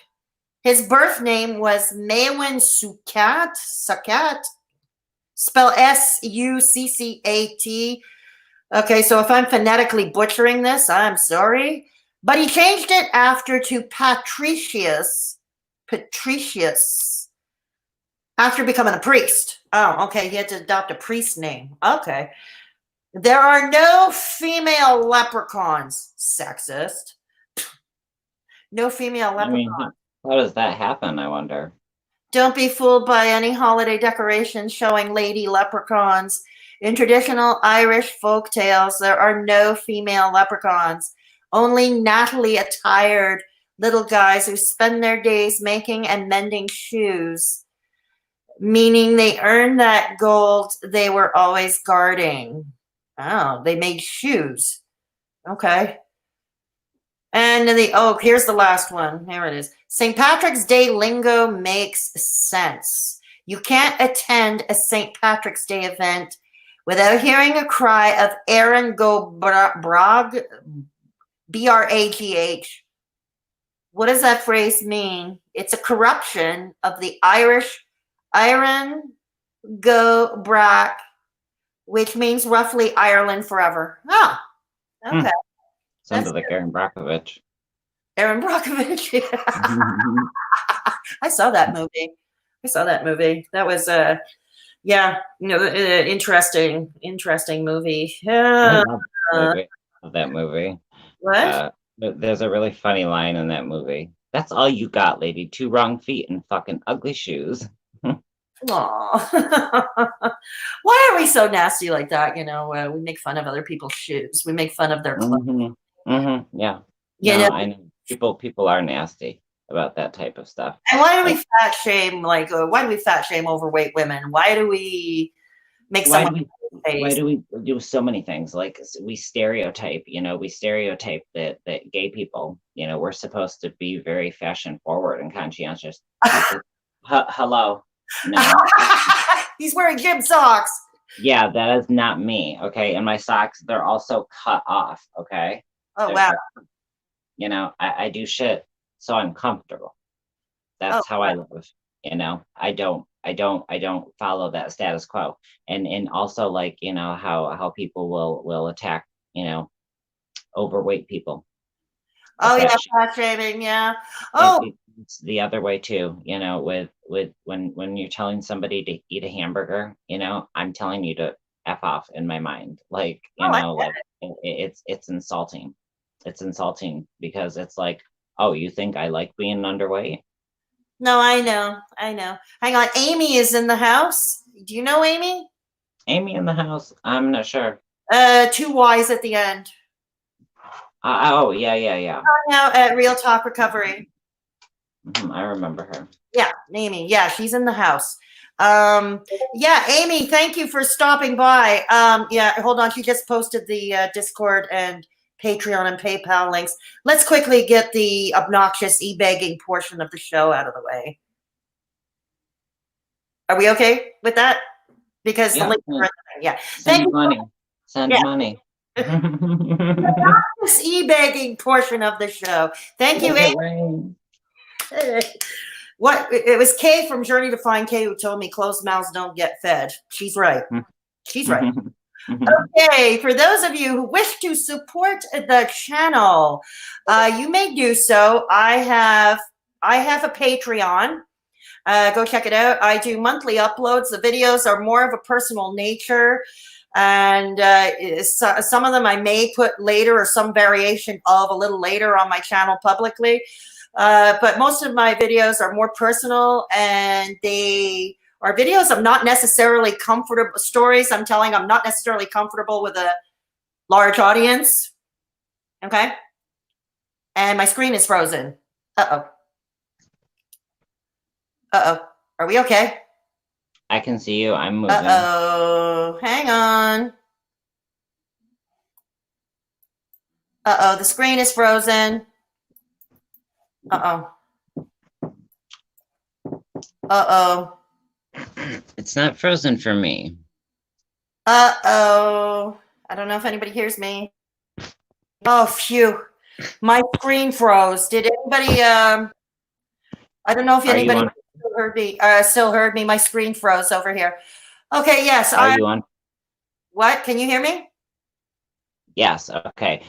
You were never froze. You must have just seen it on your side as being froze. I could see you and hear you perfectly. Oh, okay. Yeah, because my screen froze completely over here, so I wasn't sure if it. Oh, thank you, Casey. Thank you, resting bitch face. Yes. So anyways, as I was saying, you can do so. I have a Patreon. The videos I put up there are more personal nature. They are either some topics or stories that I'm not yet comfortable unleashing on a larger audience, or they're stories that I'm test driving on a smaller audience. So go check out my Patreon if you wish, and you can also support me through PayPal. Thank you, Amy, for putting the links in the chat. Those links were also in the description box. So I appreciate you. And oh, there's Kitty. Kitty. And yes, and I want to take the opportunity to shout out my 3 patrons on Patreon. That is S, Journey to Find Kay, and Kim Leeper, who was in the chat earlier. You are all awesome, and I appreciate all of you. Oh, that's okay, Amy. Don't worry about it. You're doing a good job. You're doing great. It's okay, Amy. It's all good. So yeah, so those are the 2 ways you can support this channel. Next, Discord. We are now almost 3 months old. It's a new Discord server. We're about 50 members strong. If you want to join an awesome group of people, non-judgmental people, either you want to vent, a safe place to vent, or you just want to shoot the breeze or share some music or your artwork, we have a room for that too. So please consider joining our Discord server again. Thank you, Amy, for putting that in the link to the Discord in the chat. And again, that will be in the description box of this video. So thank you very much. You are all awesome. And there's Kitty. Oh, Luna. She looks so shiny. I don't know about your camera, but she looks so shiny. Like the white on her chin. The white on her chin looks bright. She does have a very shiny coat. Oh, she does. What's your secret? What do you do with her? I don't do anything. She does it all herself. She does her own hair. She does her own bathing. She does, yes. She dresses herself. Aw. Aw. She is. She's shiny. She keeps staring in the corner of the room, and it's like, are you looking at a spider or something that I'm not seeing?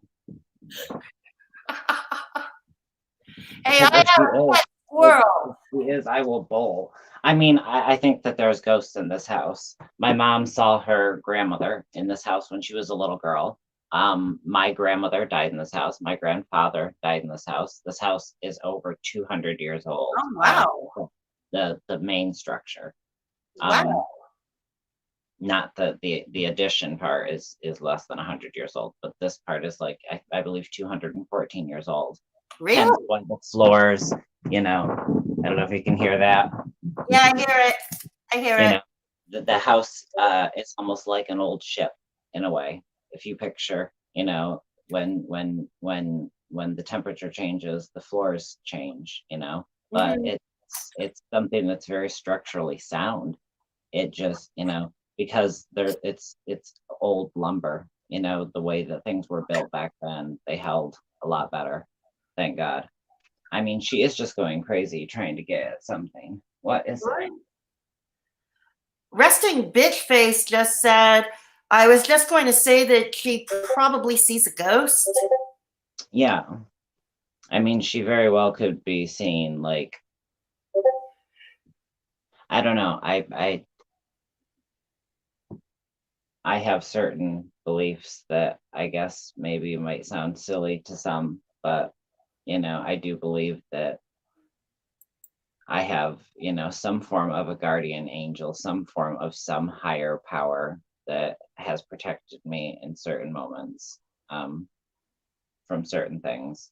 So, but beliefs are something that I kind of keep quite to myself, No, I understand that. I read tarot, so already I deal with a lot of criticism, but I'm kind of like, I don't really care about people's criticism in terms of my tarot. Tarot is a very individual, intuitive thing. There's no wrong way to do it. And you think about Carl Jung, how he used tarot. Yeah, he was into tarot, wasn't he? Yeah, very much. It was a way about, focusing on the internal, and like I always say on my channel, nothing is fated, things aren't fated. I'm focused in on an energy, and I'm telling you what you need to be focused on internally to get to an outcome. It's not a fated outcome. It's also everyone has free will, so it's not something that I'm not a psychic. I have intuitive when I'm near somebody, when I try to pick up on somebody's energy, I can sometimes feel where they feel. Just a second. Sorry, Casey is leaving the chat. I just want to say goodnight to her. Casey, yes, have a great night, and thank you for stopping by. Sorry about that. Oh no, that's perfectly fine. Sorry about that. I didn't mean. It's just that was usually. No, that's perfectly fine. I acknowledge when people come and go. For those who Different haven't given a thumbs up yet, please consider doing so on the way out the door. Okay. Yeah, I'll do it on the way out the door. I can't do it from the screen. That's okay. The screen is so weird. What, this StreamYard? This screen that I'm on, like I can't see the chat. I can't see. There's a button that says chat. Hold on.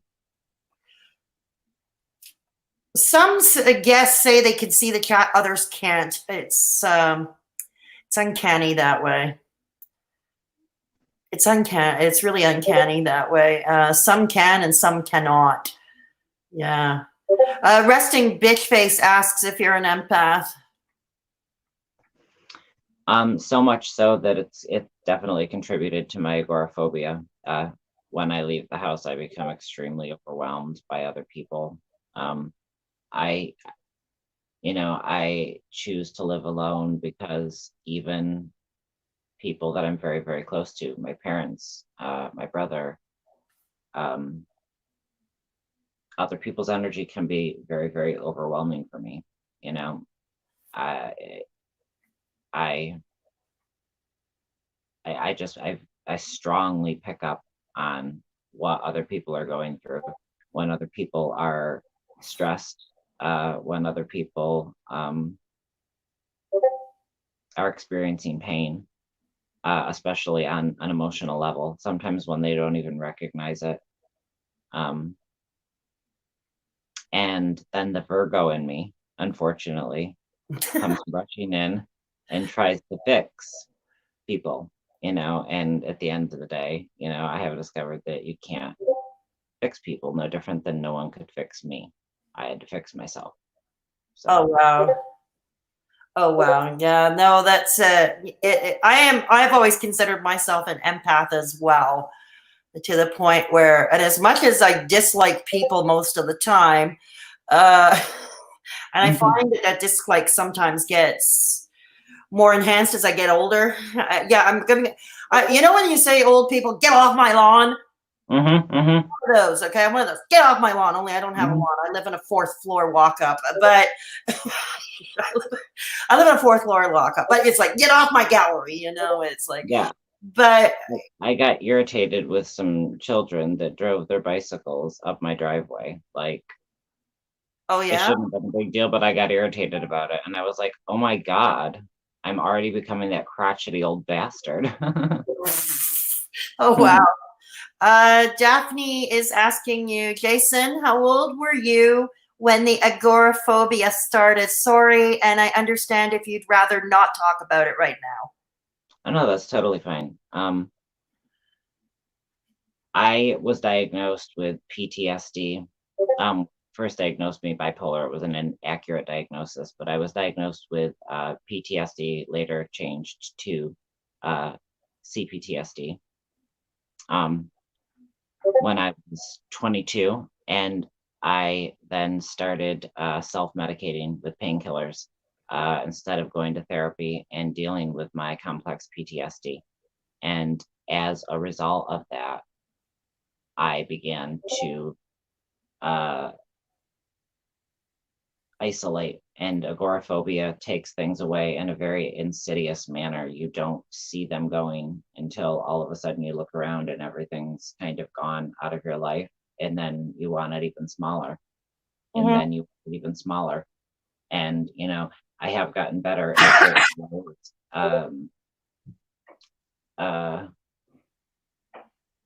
now that I'm clean, and now that I've been able to kind of do some exposure therapy, and going to get my mail, it's a big step for me. It might take me an hour and a half to go do it.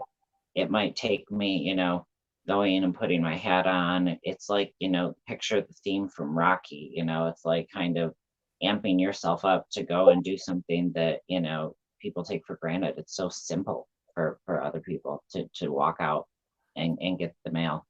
But agoraphobia, you just start.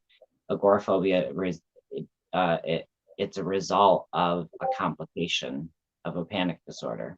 So when you have like a panic attack out in public, and you feel like you're dying, and there's no quick escape, all it takes is for that to happen once, and the fear of it happening again starts to become ingrained in your head. And then before you know it, the fear just it encapsulates everything. You know, it takes charge. The fear takes charge of me. When I leave the house, I need somebody with me to act as a buffer between me and any situation that might make me uncomfortable, because I might just shut down. Like I might just dissociate and just kind of shut down because uh yeah, I've had some trauma in my past, and I kind of unexpectedly one day ran face first into that trauma. Um and I was 23, Mm. and that's the day that I pretty much I didn't leave the house for I don't know, close to a year when I was 23. And then I got a little better, and then I got worse again. And it's really, really hard to cure yourself of agoraphobia. It's one thing, and I implore anybody who finds themselves isolating to get help and to stop it where you can, because agoraphobia is something that the more that you allow to be taken away, 80% of people don't change, you know, in terms of agoraphobia. So the odds aren't really great. Right. It takes a lot of work, you know. So you want to put in the work while you can. Well, it's easier. You don't want to get to a point like I have, where I have self isolated to not only my house, but some days I don't even want to leave my room, or I don't even want to leave my bed. You Because live with other people, right? Though, if I'm not mistaken, you have a roommate, I think. no, my brother, he lived with me for a little while, but he's living with his boyfriend now. No, I live alone. Oh, My he's mom, gay too? Your hmm? brother is also gay? Yeah, my brother's gay too. Oh, Hmm. wow. My Okay. mom got lucky, 2 gay children. Oh, wow. Okay. No, But I got to tell you, I have a friend who is gay himself, and like yourself, he doesn't follow the stylized follower of fashion like the Kinks sang in the 60s. quite frankly, He's got it. He likes his hoodies and his jeans, yeah, I his mean, baseball caps, there's a whole gay population out there, and God bless you, and I love you, but you annoy the hell out of me. And I don't like people that like to go around telling other people how they should dress and what they should look like. And Yeah, for exactly. Christ's sake, I'm a Virgo sun and moon. Oh, And wow. if I can be, you know, if I can be that way, of feeling like, you know, let people be, Yeah, then most people exactly. should be able to be that way, you know? Yeah, like as I was saying, my friend, he's like you. He's happy in his jeans, hoodie, and baseball hat and his plaid, because he and his partner run an organic farm. Nice. So of course they're dressed like farm, and Accordingly. yeah. But anyways, he was telling me he has a lot of siblings, and his oldest sister, okay, is one of those born again Christians. Oh, for heaven's sake. Born 6 or 7 times, those people, so bizarre. Like the oldest sister is like one of those staunchly ultra religious, born again Christian, and of course she doesn't approve of his lifestyle. And they found out that another of their siblings happened to enjoy being a cross dresser. Hmm. He's not gay, but he enjoys wearing ladies' clothes. And it was found out on Facebook. He had a picture up of himself in ladies' clothes. Hmm. And the family argument that ensued was kind of odd. It was like I was told. So the religious sister ended up calling my gay friend of all the siblings in that house of that family, called him to have a talk with the cross-dressing brother.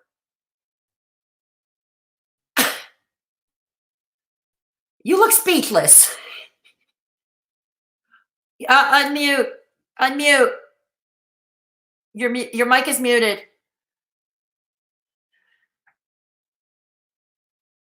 Uh-oh. Do you hear me? Hang on. I can't even unmute him. Oh. Can you hear me now? Yeah, we're back. Yeah, your mic was muted for a bit. Yeah. That's so random. It just muted itself. Okay, yeah, you looked speechless after I told that story. Anyway, ultra religious sister, cross-dressing brother, and another brother who's gay, I So mean, many times though in my family though, like I have had relatives. My aunt brought one of my nephews to me one day and she's like, you need to sit down with him and you need to figure out if he's gay because we all think that he's gay. right. The child was not gay. Okay, It's like fair enough. For a while in the family, I felt like it was like I was being used as some sort of gaydar lie detector to try to figure out Oh, like God, is no, gonna end up being gay, like no, no, no. silly. But I also have relatives that, like will make remarks like, well, Jason, you're gay. Don't you like to bake? No. Like it's not in our DNA. It's No, not it's so weird to stereotype so broadly I in know. that way. I know. It's like, thinking all Black people act this way and all Chinese people act this way Yeah. and all Canadians act this way and all Americans act this way. And Well, they think here in Canada, that we're all this Dudley Do-Right, polite, exceptionally polite people. yeah, but I've been told to fuck up by a Canadian right quick. Was it me? Was it me? I don't remember. I don't remember. Yeah. Oh, yeah. Daphne wanted to thank you. She wanted to thank you. She said she enjoys your vids when you go out a bit because where you live is so beautiful. And she also enjoys your vids inside with Luna, your shiny cat. Thank you. Thank you so much. And I am going to start those exposure therapy videos again as soon as it gets a tad bit warmer here in New York. Yeah, sure. And hold on, Resting Bitch Face says, of all the things in this world to have a family feud over, and she says, you got a ghosty. Yeah, she says, of all the things the families to feud over. Yeah, but yeah, exactly. It's yeah, all the stereotypes in the world, it's the same thing. I live in Montreal. If they say Toronto is Los Angeles of the North, Montreal is Paris with snow. Okay, Montreal is Paris with snow. And this is a city that is incredibly hostile to overweight women. It sounds very fun. Yeah, and that is largely why I stay home a lot. I won't go to a restaurant by myself because I will get gawked at. I know, because it's happened. I get gawked at. And I can't, and it's easy to tell me, oh, just ignore them, but no, I can't ignore it. Like when I go in, well, part of my CPTSD makes me feel like people are looking at me. So when I go into a restaurant half the time, I've kind of got what the fuck are you looking at attitude that isn't even warranted because they're not even looking at me, but it's a defense mechanism that I have a hard time controlling. I totally get that.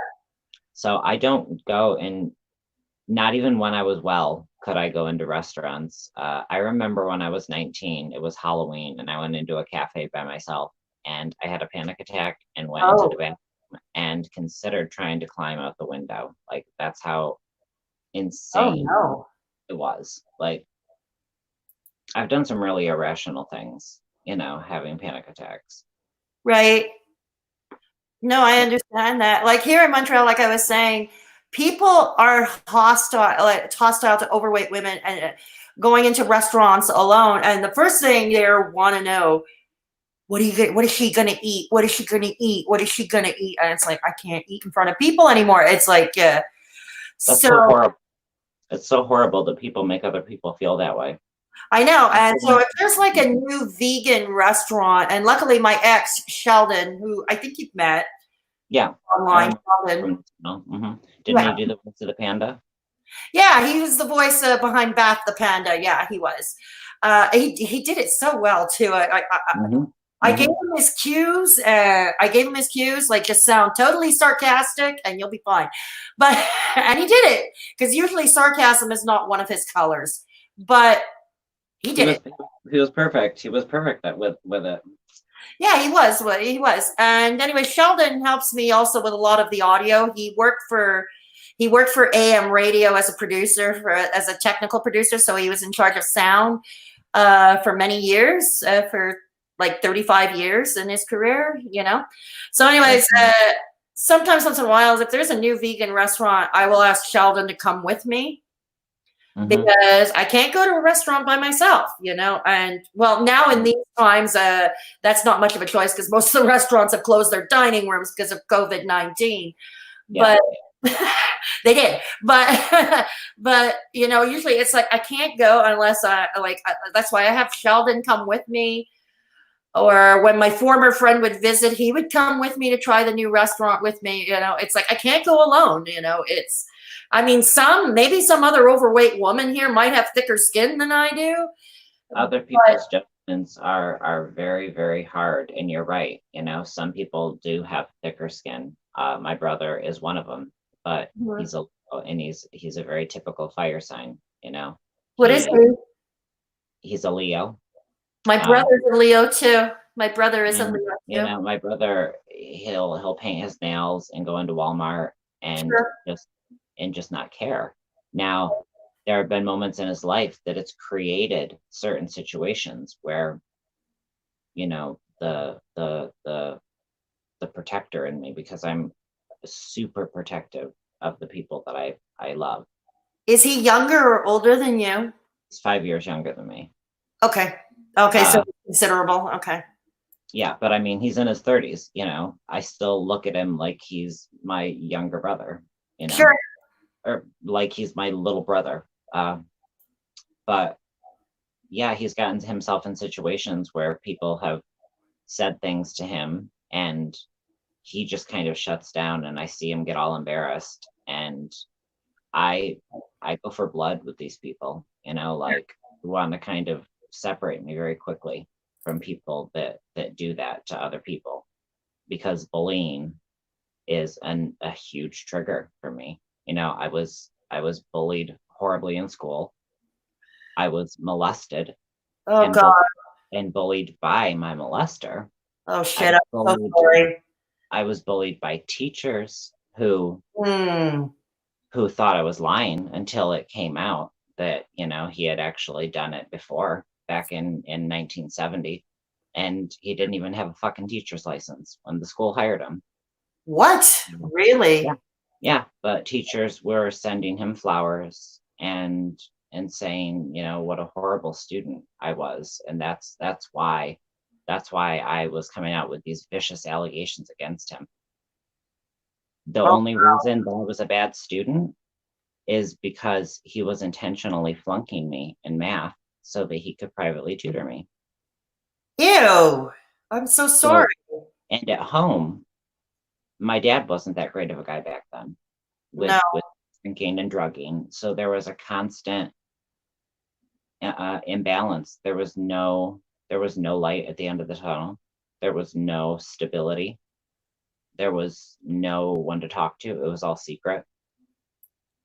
And there was a time bomb going in me of my brother. He's going to enter the school. He was in the elementary school at that time, but it just kept getting closer. And finally, I had to tell, because it was summer break, and the following year my brother was going to be going into the school, and I knew. You didn't want him to have that teacher, Just a second, we have a newcomer, Meg. Good to see you. It's been a while since we've seen you. Meg is from Ireland, so this is your day too. Meg from Ireland. Meg, my sister.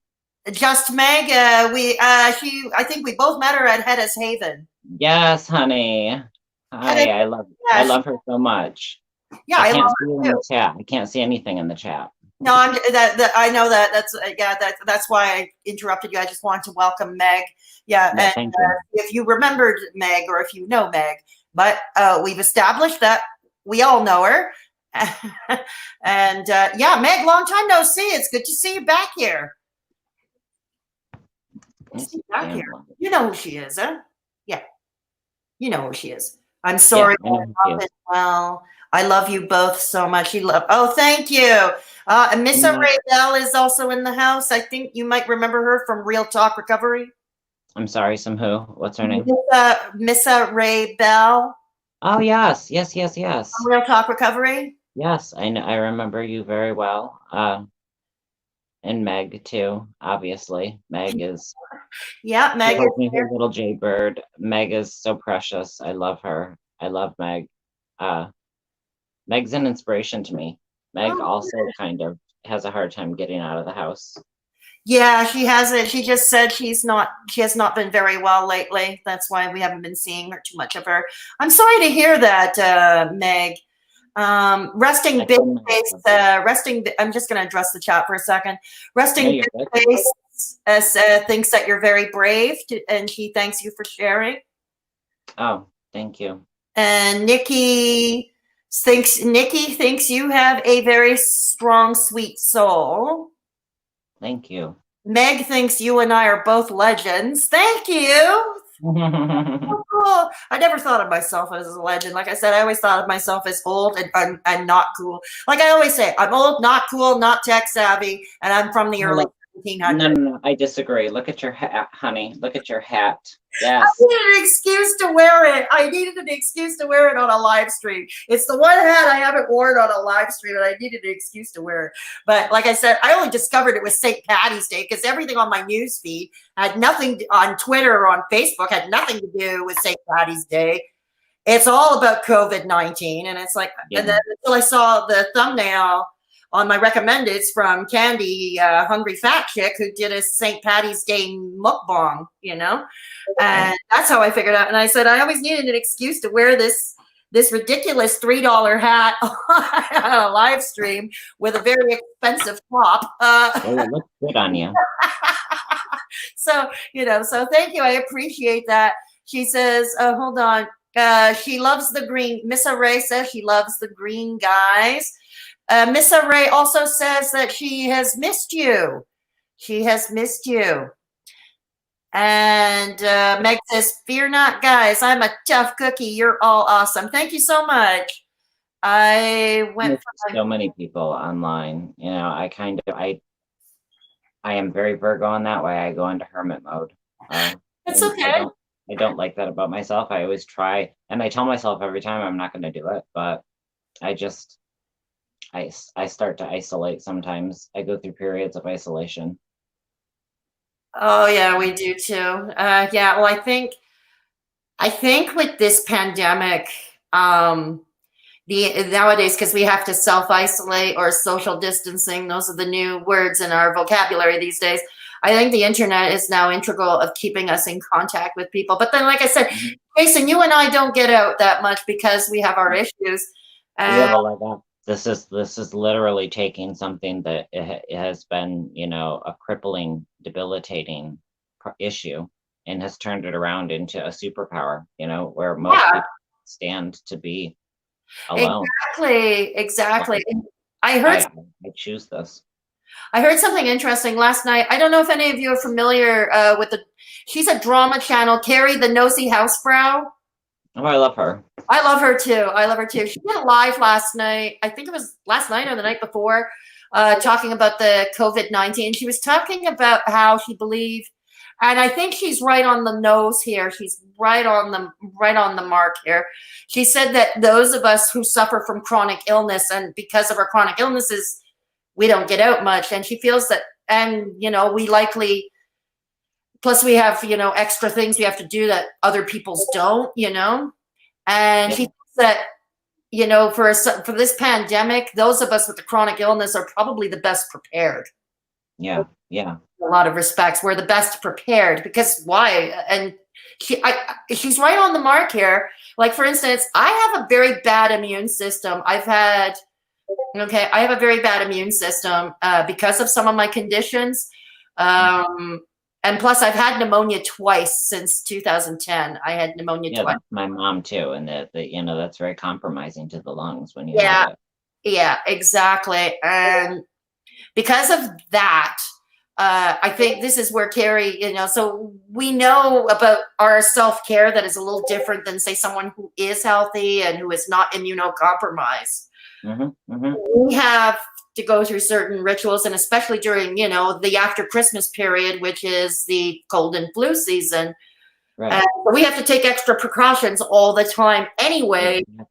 Exactly. To not get sick, to not get sick. And so it was interesting the way Carrie put it, hang on a minute. Yeah. Yeah, it was very interesting. So yeah, I think many of you in the chat know who Carrie the Nosy Housefrau is. Yeah. She's a very sweet lady, very sweet lady.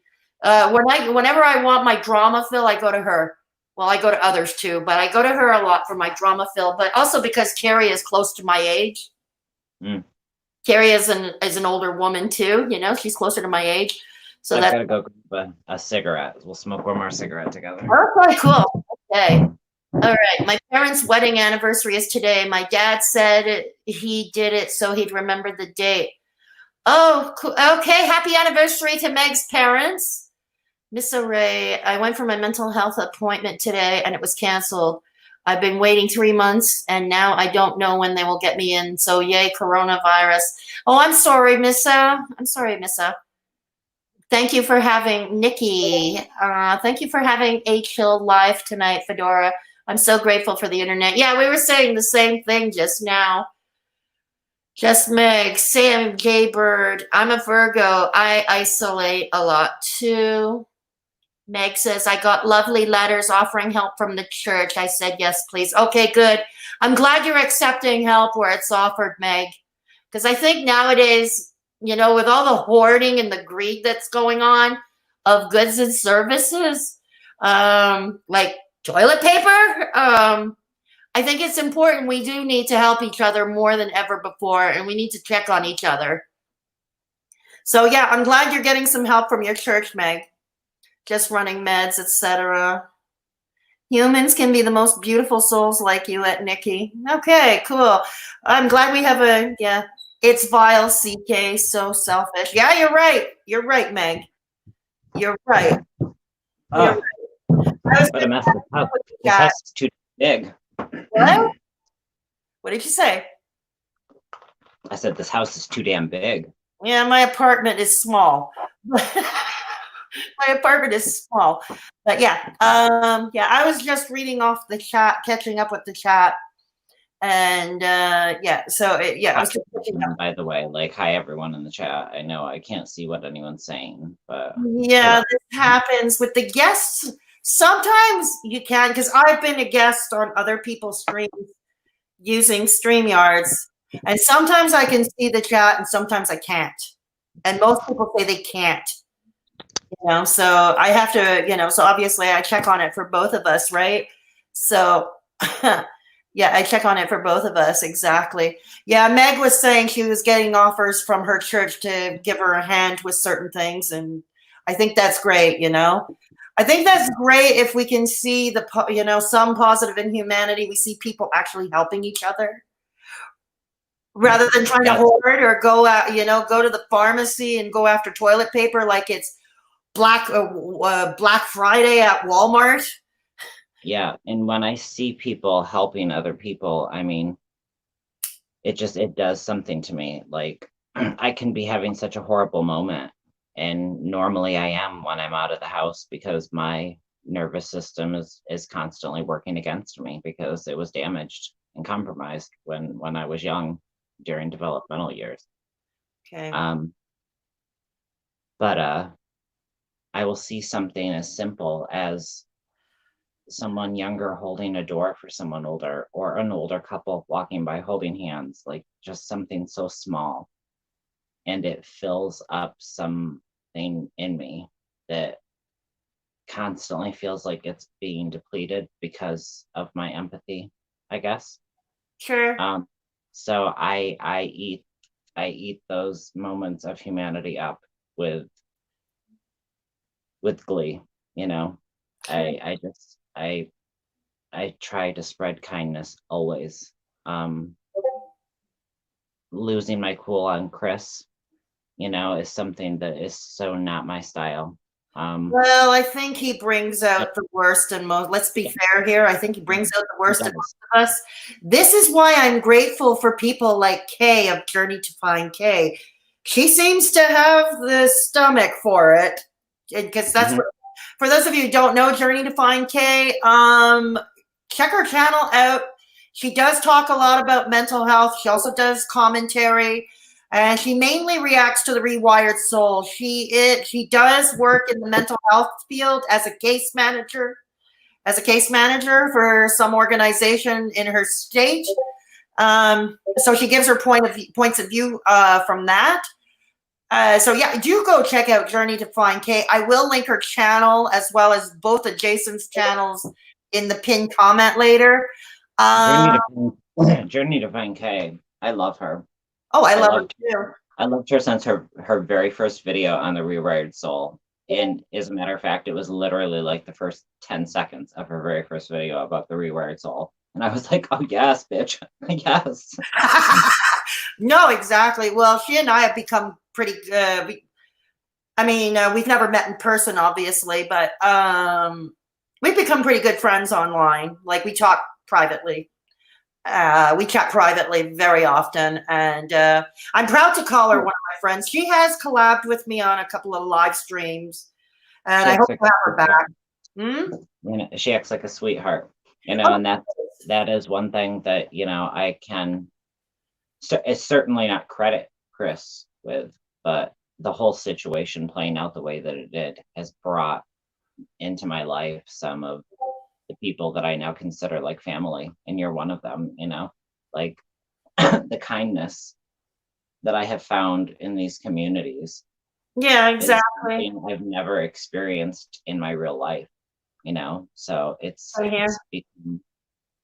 become, it sounds cliche, but like soul food for the soul, Yeah, I can see that happening. Like before Christmas, it was like days before Christmas, and I was doing a live, and a lot of people were saying in my chat that they were feeling lonely, or they were feeling out of sorts, or typical holiday anxiety. Decided, and I knew a lot of people were a little, so I decided let's form a Discord. I always wanted to form my own Discord server, but just never had the tech know-how to do so. But I thought, let's try to set up something quickly, even if it's bare bones, so people can have a place to go to online to discuss those issues, like loneliness or isolation at the holidays or holiday angst, right? And Ray Phoenix, who is not in the chat this evening, but she has been with this channel, just like you. She's been with this channel since I only had double-digit subscribers, okay? And I was getting single views, okay? She's been with me. So Ray Phoenix, who is tech savvy, and she is young, therefore she's cool, not like me. She built the Discord server up. She built it up. So, that's why I have to give her credit where I have to give her credit. My Discord server is what it is today because of her, largely. Well, right. And it's nice because it's like, you start kind of building this community around you, and then this community brings their abilities, and that kind of branches out even further, and it just starts creating a network of support that it's so crucial. It's so vital that we keep these types of communities alive and going and thriving and well and safe for other people, because people need safe havens like Hedda has over on her channel. Like you have here, like I have on my channel. Places where people can come and they know for a fact that they're not going to be bullied, or else they're going to have a lot of people coming at them, so they back down, and they don't normally stick their heads up. They know they're outnumbered. They're like the little meerkat that wants to pop its head up, but we collectively are ready to play whack-a-mole. So it's nice that we have these communities, because we need them. You think about how there's so much online bullying and how Oh there's God. bullying in school and how some people just don't even get a reprieve from it.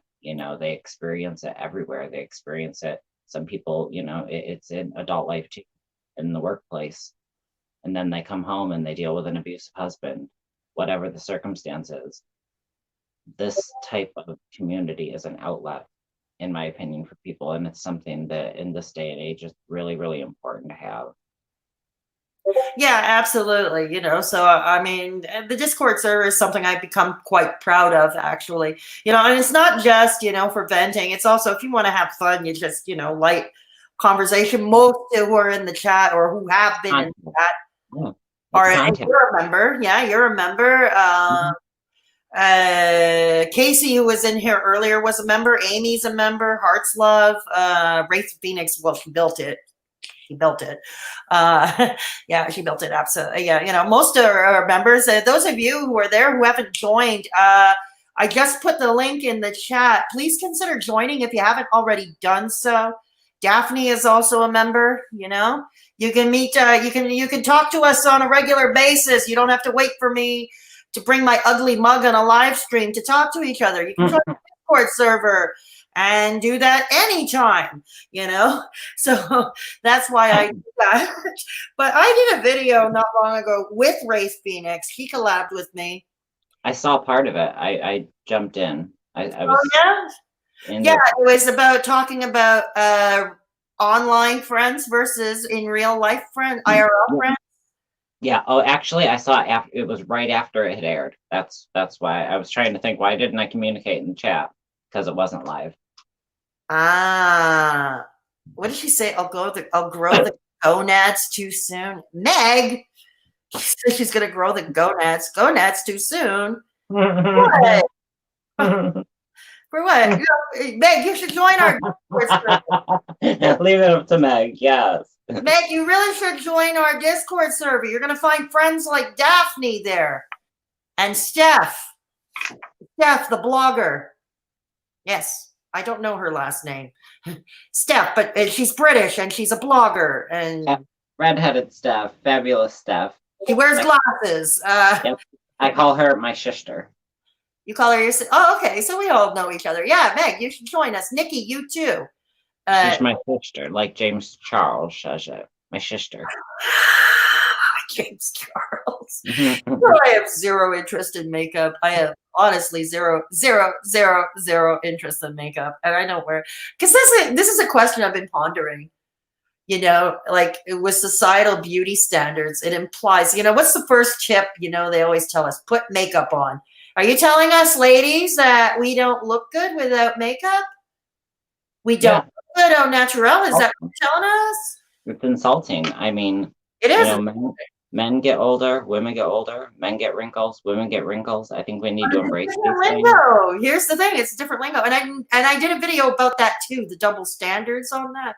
Did a video last year. Back in the day when my channel, nobody knew who I was. But way back when. I did a video about that. And it's like one of the examples, like a man grows, his gray hair grows in on a man. It's considered distinguished. Silver fox, if you will, right? But a woman whose hair grows in gray, like yours truly. Yeah, she's what? She's considered a hag. She's considered. Yeah, she's letting herself go. She's letting herself go. I remember. Yeah, I remember I was in this stupid program. It was a DBT program, and that was in the good old days when people thought I had borderline personality disorder, but turned out it was a misdiagnosis. Okay, it was a misdiagnosis. No, that got fixed by the neurologist who diagnosed me with FTD, early onset frontotemporal dementia, for FTD for short. Is there anything like Pick's dementia? Yeah, it is. It's a lot like it. My mom's sister has Pick's dementia. Yeah, and it's early onset because I'm younger than 60. I'm under 65.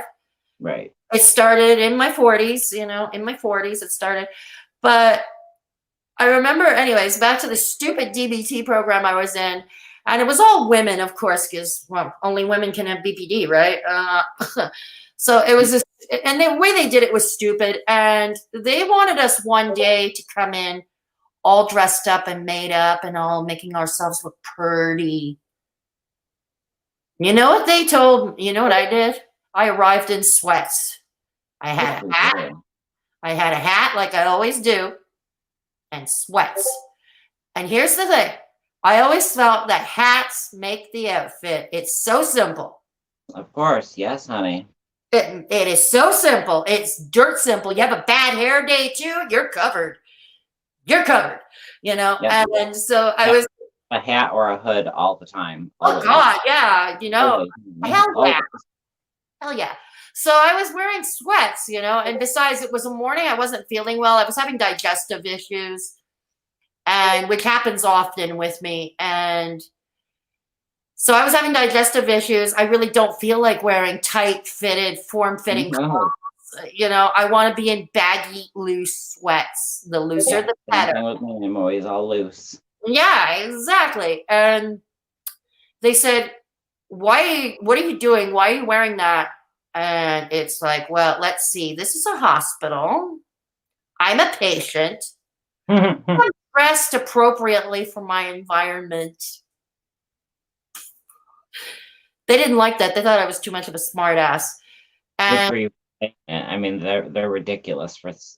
I thought they were sexist because I told them if we had men in the group, if there were male patients in the group, and I don't care, gay or straight, I don't care. If there were men in the group, would you have been forceful to get them to come into therapy wearing a suit and tie? No, and that's the thing. They are sexist. They were sexist. Did they recognize themselves as being sexist? Perhaps not, because it seemed to be so ingratiated and, you know, but wow, that's very sexist. Because I seriously doubt they would have gotten away with telling a guy, a male patient, to wear a suit and tie, let's say, right? Yeah. And I think a lot of, I don't know, I'm just envisioning a male patient telling them where to go, basically. You know, unless they're coming in from work, they're coming in from the office and their office has a dress code that dictates that they dress a certain way. Well, see, when women speak up for themselves or act, you know, like I've had to flip out on a lot of doctors, okay, because I've been mistreated by doctors, and to the point where doctors have actually been kicked out of the hospital because of the way that they were treating me. Oh wow. It was a bad situation at one particular time, but I lost my shit on the doctor because as I was walking past him, he mocked my voice. And I lost my shit on him. Like I lost my fucking shit on him. I went through the roof.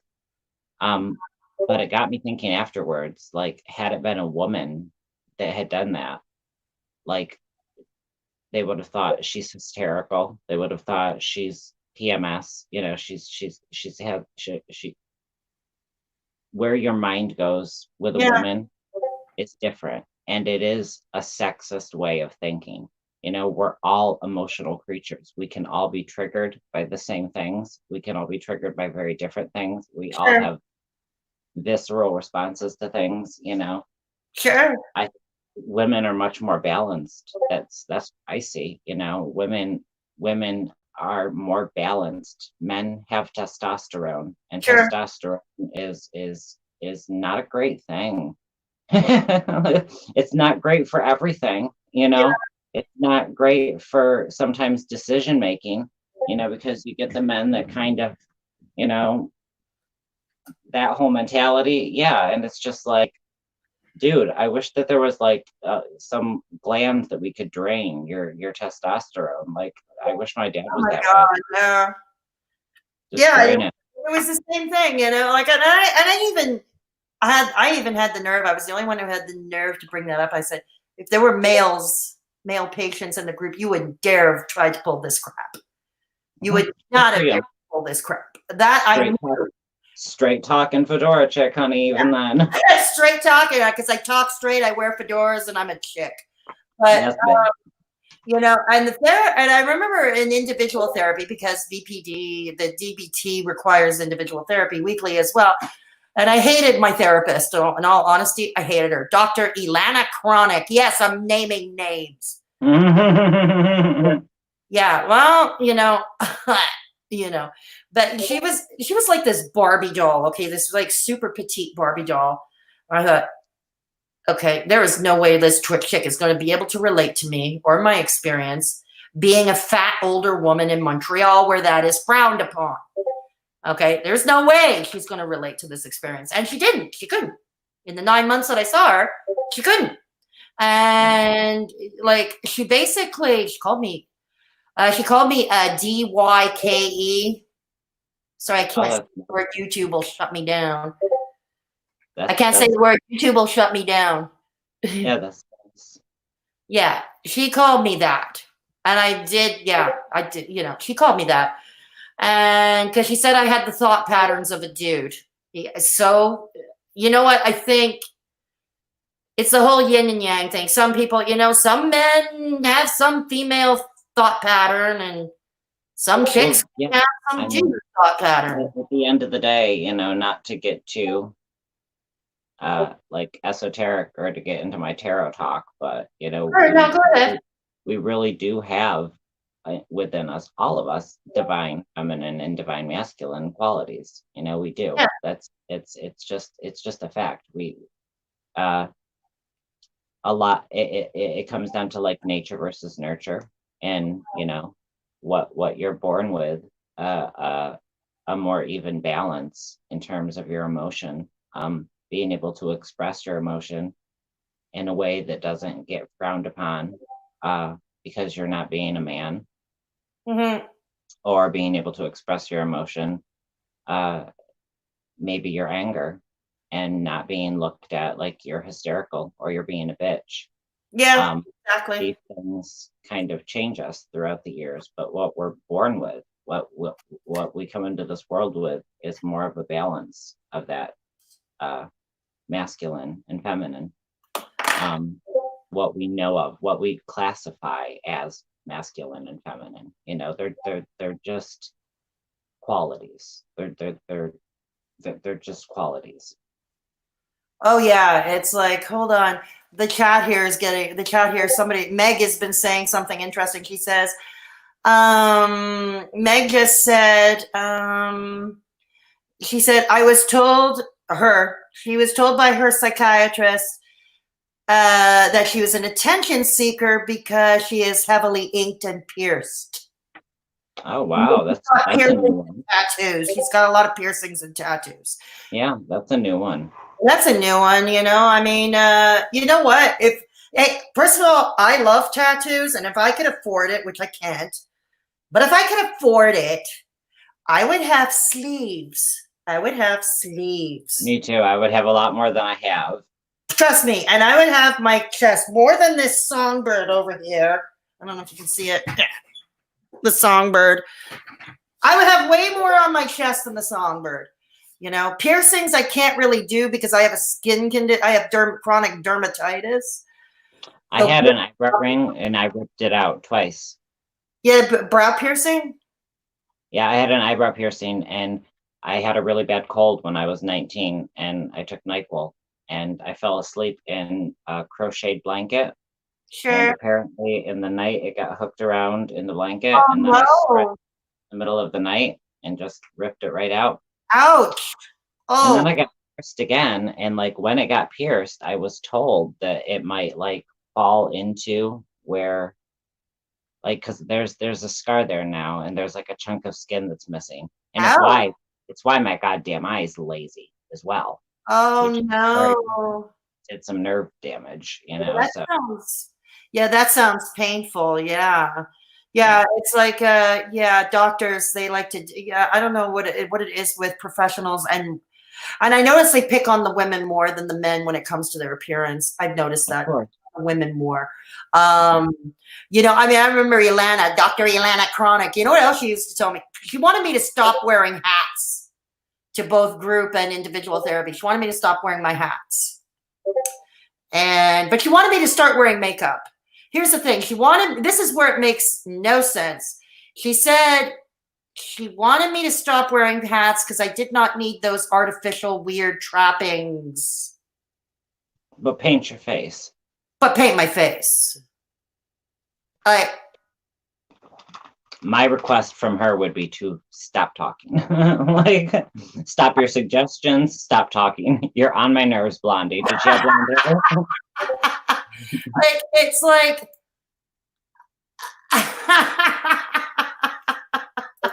Horrible. Some people are just dreadful.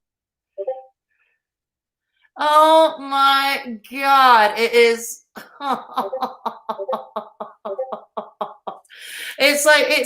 That's what she was doing, you know? And like I said, and I seriously doubt she would have pulled this crap with a man, you know, with a male people. Of course. None of them would have, you know, none of them would have. It was all about our appearance. It's like somehow we as women, okay, we're told you got to learn to love yourself, but start looking all dolled up, you know, and made up and all that, you know. It's Right. like fuck off, you know. It's Exactly. That's the point you've got to reach. And I think it does come with age, you know, but like you said, there's a part of it that lives within us that we have a hard time controlling. The very reason you won't go to a restaurant. Yeah. You know? Because they gawk at the fat chick eating, you know? I mean, there's a part of us that as we get older, we can say fuck off. Yeah, we can, and we do. Yeah, and we do. But then there is that other part of us, something ingratiated in us that lives on, an insecurity, you know, that sometimes wins out. Oh, wow. That's what happens in my case, like with my agoraphobia. Sure. I have rational thought, right? Mm-hmm. But my irrational thought, my irrational fears are normally what's going to win out each time, you know, because it's almost a conditioned response, you know. That's where my brain just keeps going. So and when leaving the house causes symptoms that make you feel like you're going to die, yeah, then it starts becoming difficult to even want to try to leave the house. That's why agoraphobia is hard to cure, because the symptoms are so severe. I mean, when you leave the house and have a panic attack each time, and when I say a panic attack, I'm talking about a panic attack. I'm talking about, you know, my heart rate has got above 200 beats a minute. I've been there too. My blood pressure will skyrocket. You know, I get vision. I'll start sweating, ringing of the ears. You know, I feel like I'm dying. It'll come on like that. You know, it's a terrifying thing to go through. So to have to force yourself in order to get better to face symptoms like that. Sure.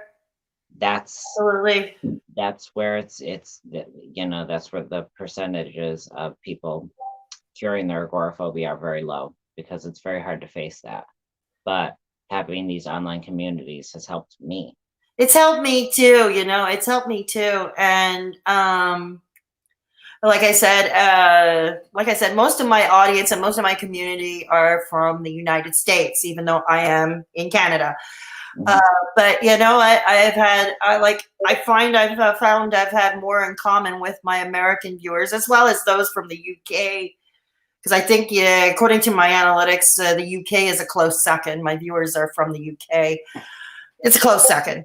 But yeah, I relate better to them than the fellow Canadians. Hang on. They said, Just Meg said, the Irish kings wore their hair long to symbolize they'd mastered their feminine side. That's interesting. Oh, wow. Okay. That is interesting. See, another totally useless trivia fact. Yeah.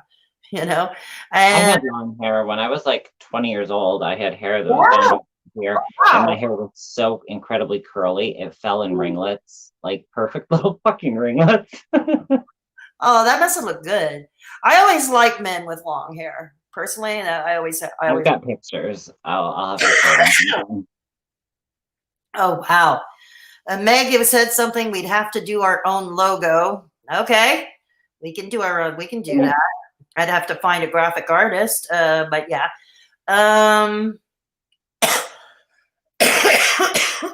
Excuse me, I don't smoke enough. I don't smoke enough. I have a hat for every resting bitch face says she has a hat for every occasion. All Yeah. right. That's how I like to rock it. That is awesome. I I will have one too. Yes, he's Sit up. wearing one too. Yeah, resting bitch face. Yeah, now we're all hatted and covered because we're gonna add a little bit of class to this channel. We're gonna add a little bit of class. You know, we are. Yeah, we are. Meg says, Jay, it's like a teeth thing, isn't it? Meg, you know what? I can speak to that because things I think got worse for me in 2018. I broke my front teeth. What was left of my upper teeth, I broke them. And that was right around when I started doing YouTube. And this channel was called Fedora Hippies. And I only had and that's when I stopped doing YouTube for a year because my teeth broke. And I learned I had to get the remaining, my upper front teeth, I had to get them out. I learned that was the only way. I didn't have money. Right. I had to get them out. And I did. And I got them out. And trust me, upper front teeth, getting them removed is a longer recovery time than getting molars removed. Trust me on this one. It felt like they broke my nose. I have a lot of dental work that needs to be done, as do most agoraphobics. Most people with agoraphobia, they have a very hard time. Yeah. See? And dentists are even worse because like it's somebody with they're totally infringing on my space. Like you have they're working in your mouth, it's like it's really kind of traumatic for me. My last visit to the dentist, I fainted and it was just oh no. Yeah, it was a mess. Oh wow.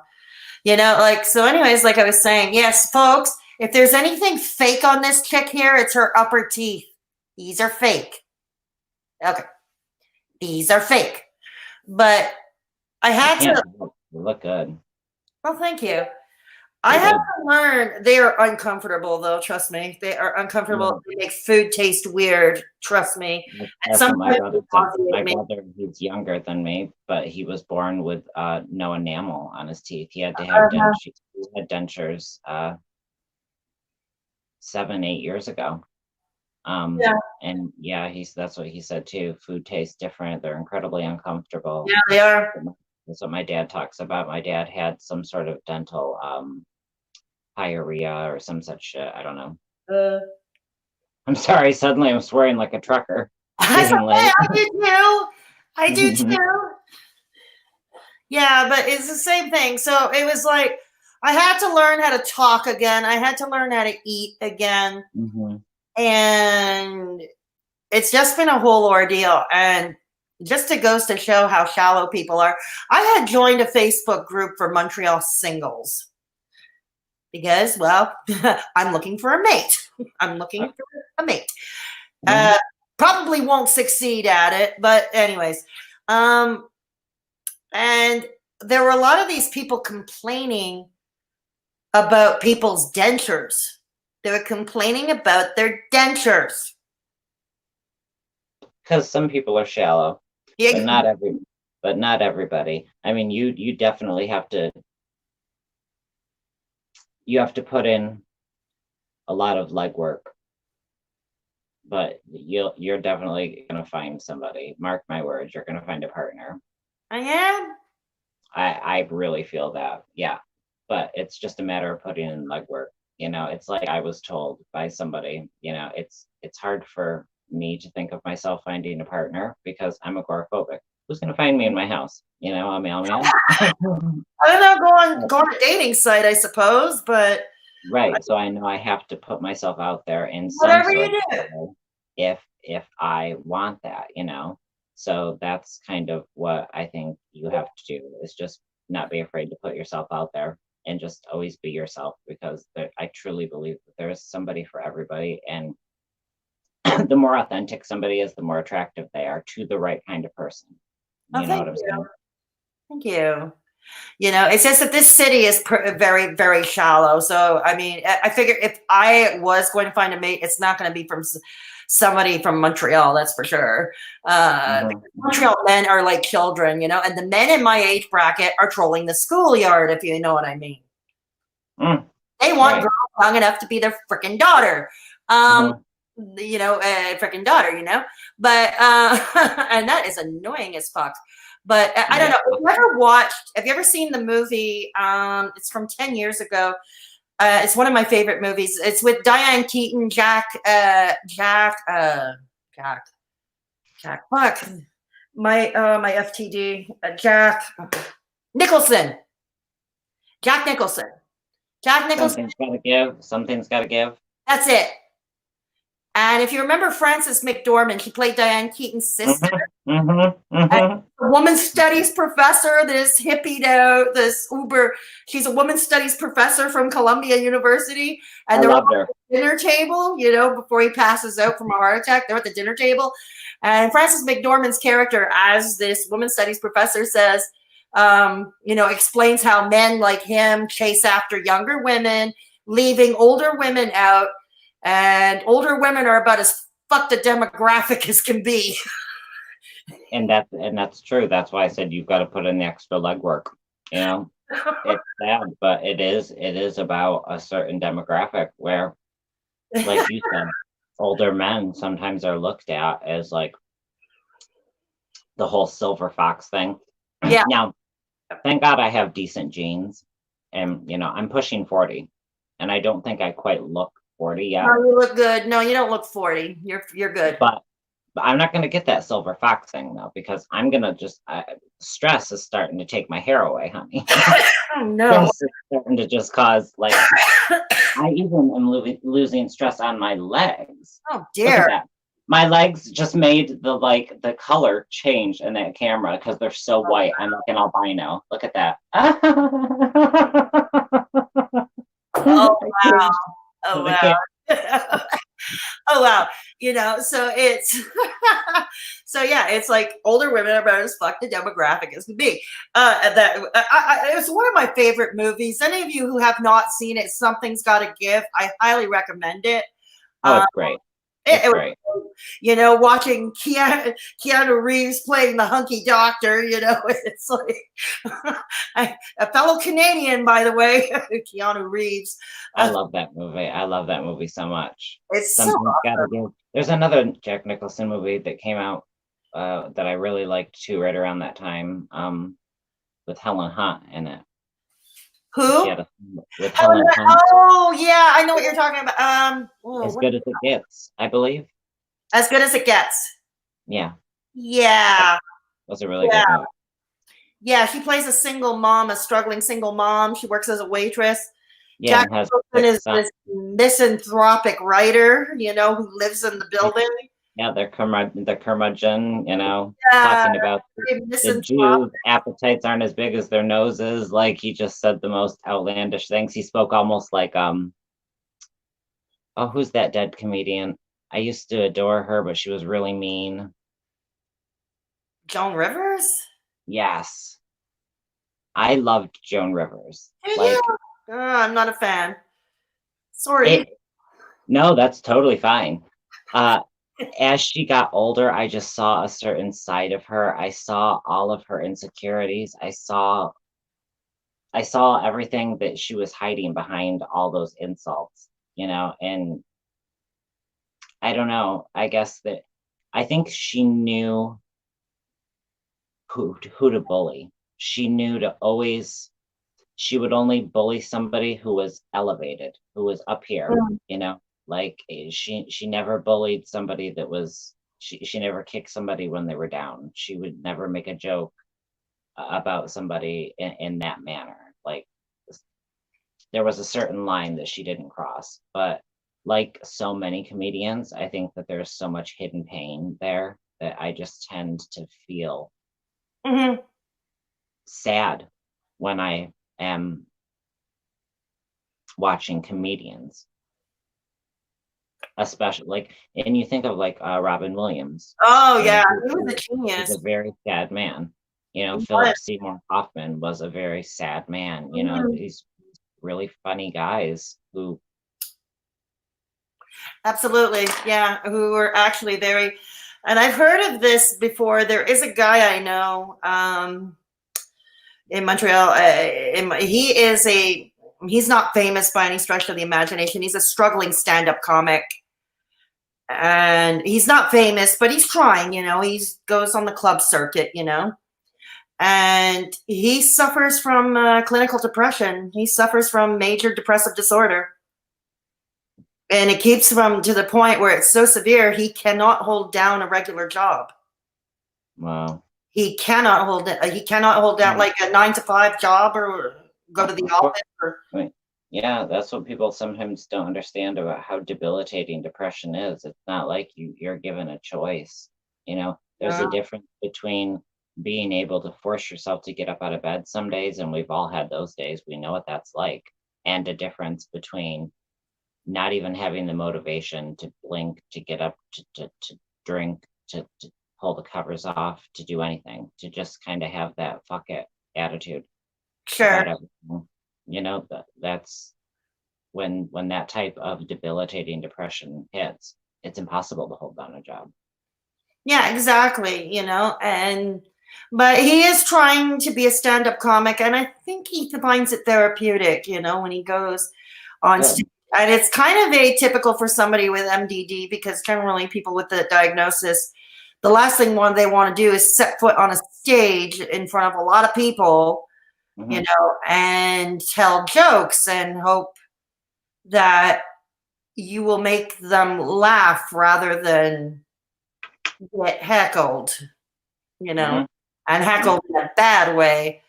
So it is atypical, but there are many, like Robin Williams, like you said, Robin Williams, he was one such person. Philip Seymour Hoffman, they were, such people. So it does exist, they do exist. Sometimes they find, humor. They always say, try to find the humor in a crisis situation, right?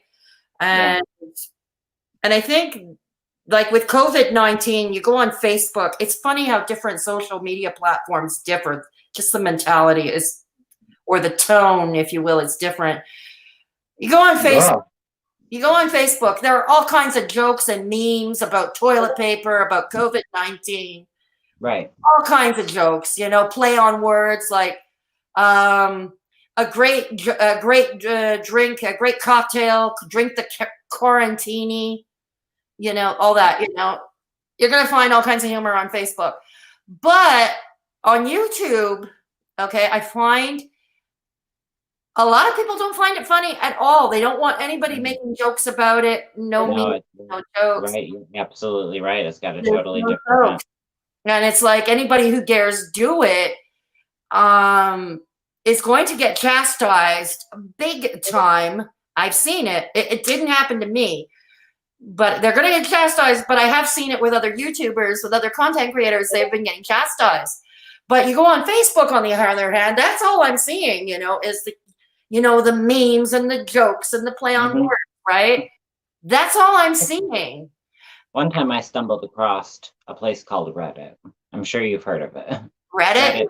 I mean, I don't really go on it, but yeah. My God, they are so mean over there. Like, it was horrible. It was horrible. And somehow one of my videos ended up over there because really? Wow. Yeah, someone kept putting like certain videos that Chris was doing and ended up putting. I had asked for Chris to delete, and it ended up on Reddit. Wow. Like, oh, don't put me out there for that audience, because that audience on Reddit, honey, they are ruthless. They will. They will cut a bitch with their tongue. I know they will. And it's like, oh, wow. But yeah, it goes to show that even each social media platform has a different tone, if you will. It takes on a different tone. And the channel I was talking about, actually, but her thumbnail was just so gross that like the humor fell flat. But okay. It's the channel Life by Jen. It's now called Jen Gwen Ann. But it formerly Life by Jen, another one of those obese female YouTubers. Okay. I find her content boring, but I did see it in my recommended. And the thumbnail was of her and her boyfriend. They had stuffed tampons up their noses.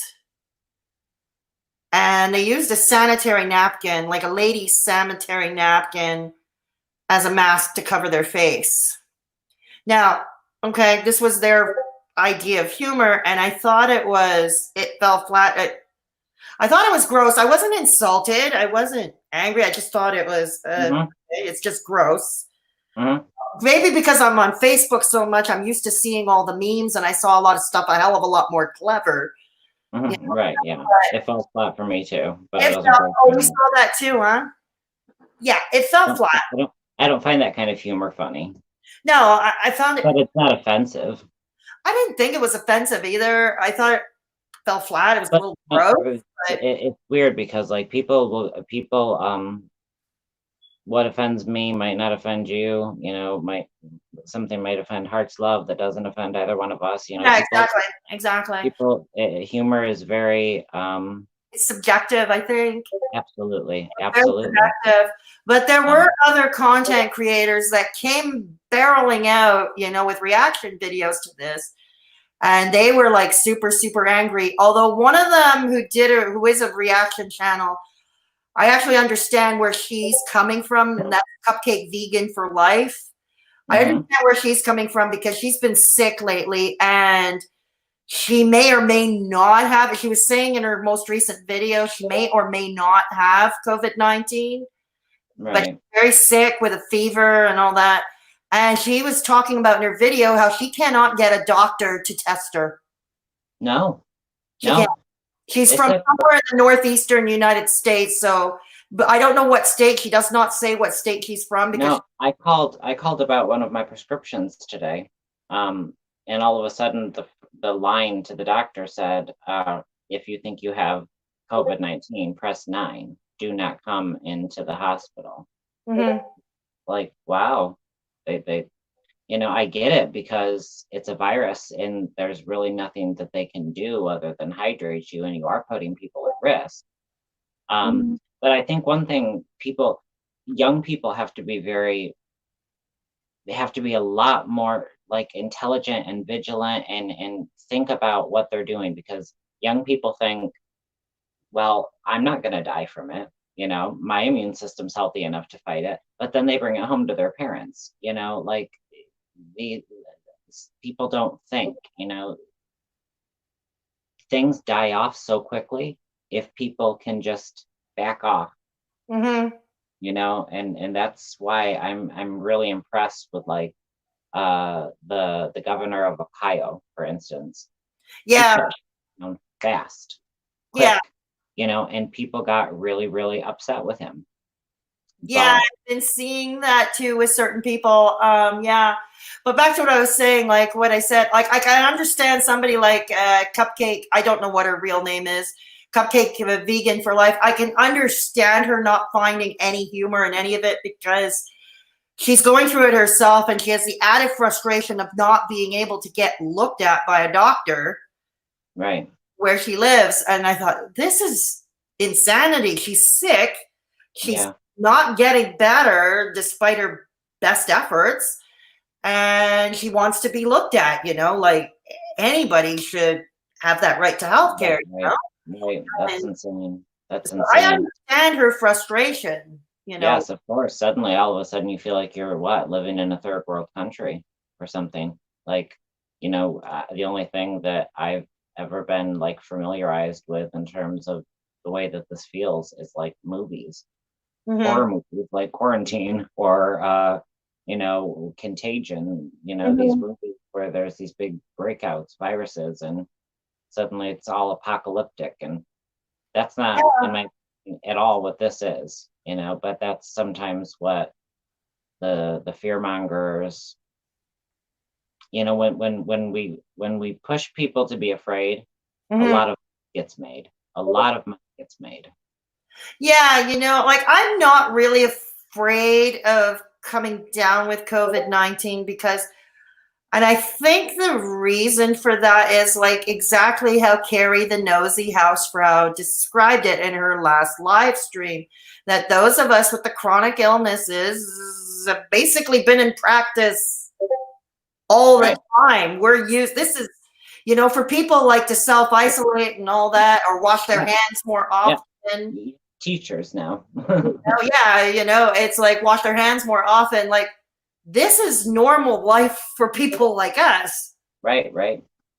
Anybody who's this is normal life. This is what we have to be mindful of all the time, not to get sick. And in all honesty, I think what I fear most, and I discussed it in my last live stream when we talked about it. What are we fearful most of? Is it getting the illness itself, or is it the fact that we may not have access to necessary products and services like food, or being able to go to the doctor, or being able to get their paycheck? Those who might get temporarily laid off. Many companies here that had to shut down and stores are paying their employees. Yeah, but, so many people, I think, from what I hear from my family, from what I see in other people just they seem to have such almost this inherent fear that if shit breaks down, that all of a sudden neighbor is going to turn on neighbor. And if this person doesn't have enough food, then you've got to worry about this person breaking into their house. And it's almost like it's just a very fear-driven thing of not having enough and just unnecessarily stockpiling. Yeah, like toilet paper of all things. I mean, yeah, and people, how many times have we unnecessarily stockpiled? How many times was the world supposed to end? How many times was a big rock supposed to hit us? Y2K was supposed to take us. Yeah, I was just thinking about that. Y2K. This was supposed to be when all the computer systems and everything was going to get shut down at midnight. We're going to get shut down. Planes were going to fall from the sky. It was over. It was the end. Let's let's all hoard the canned goods and all that lovely stuff. And how much money was spent by people building bunkers? Yeah, I remember that.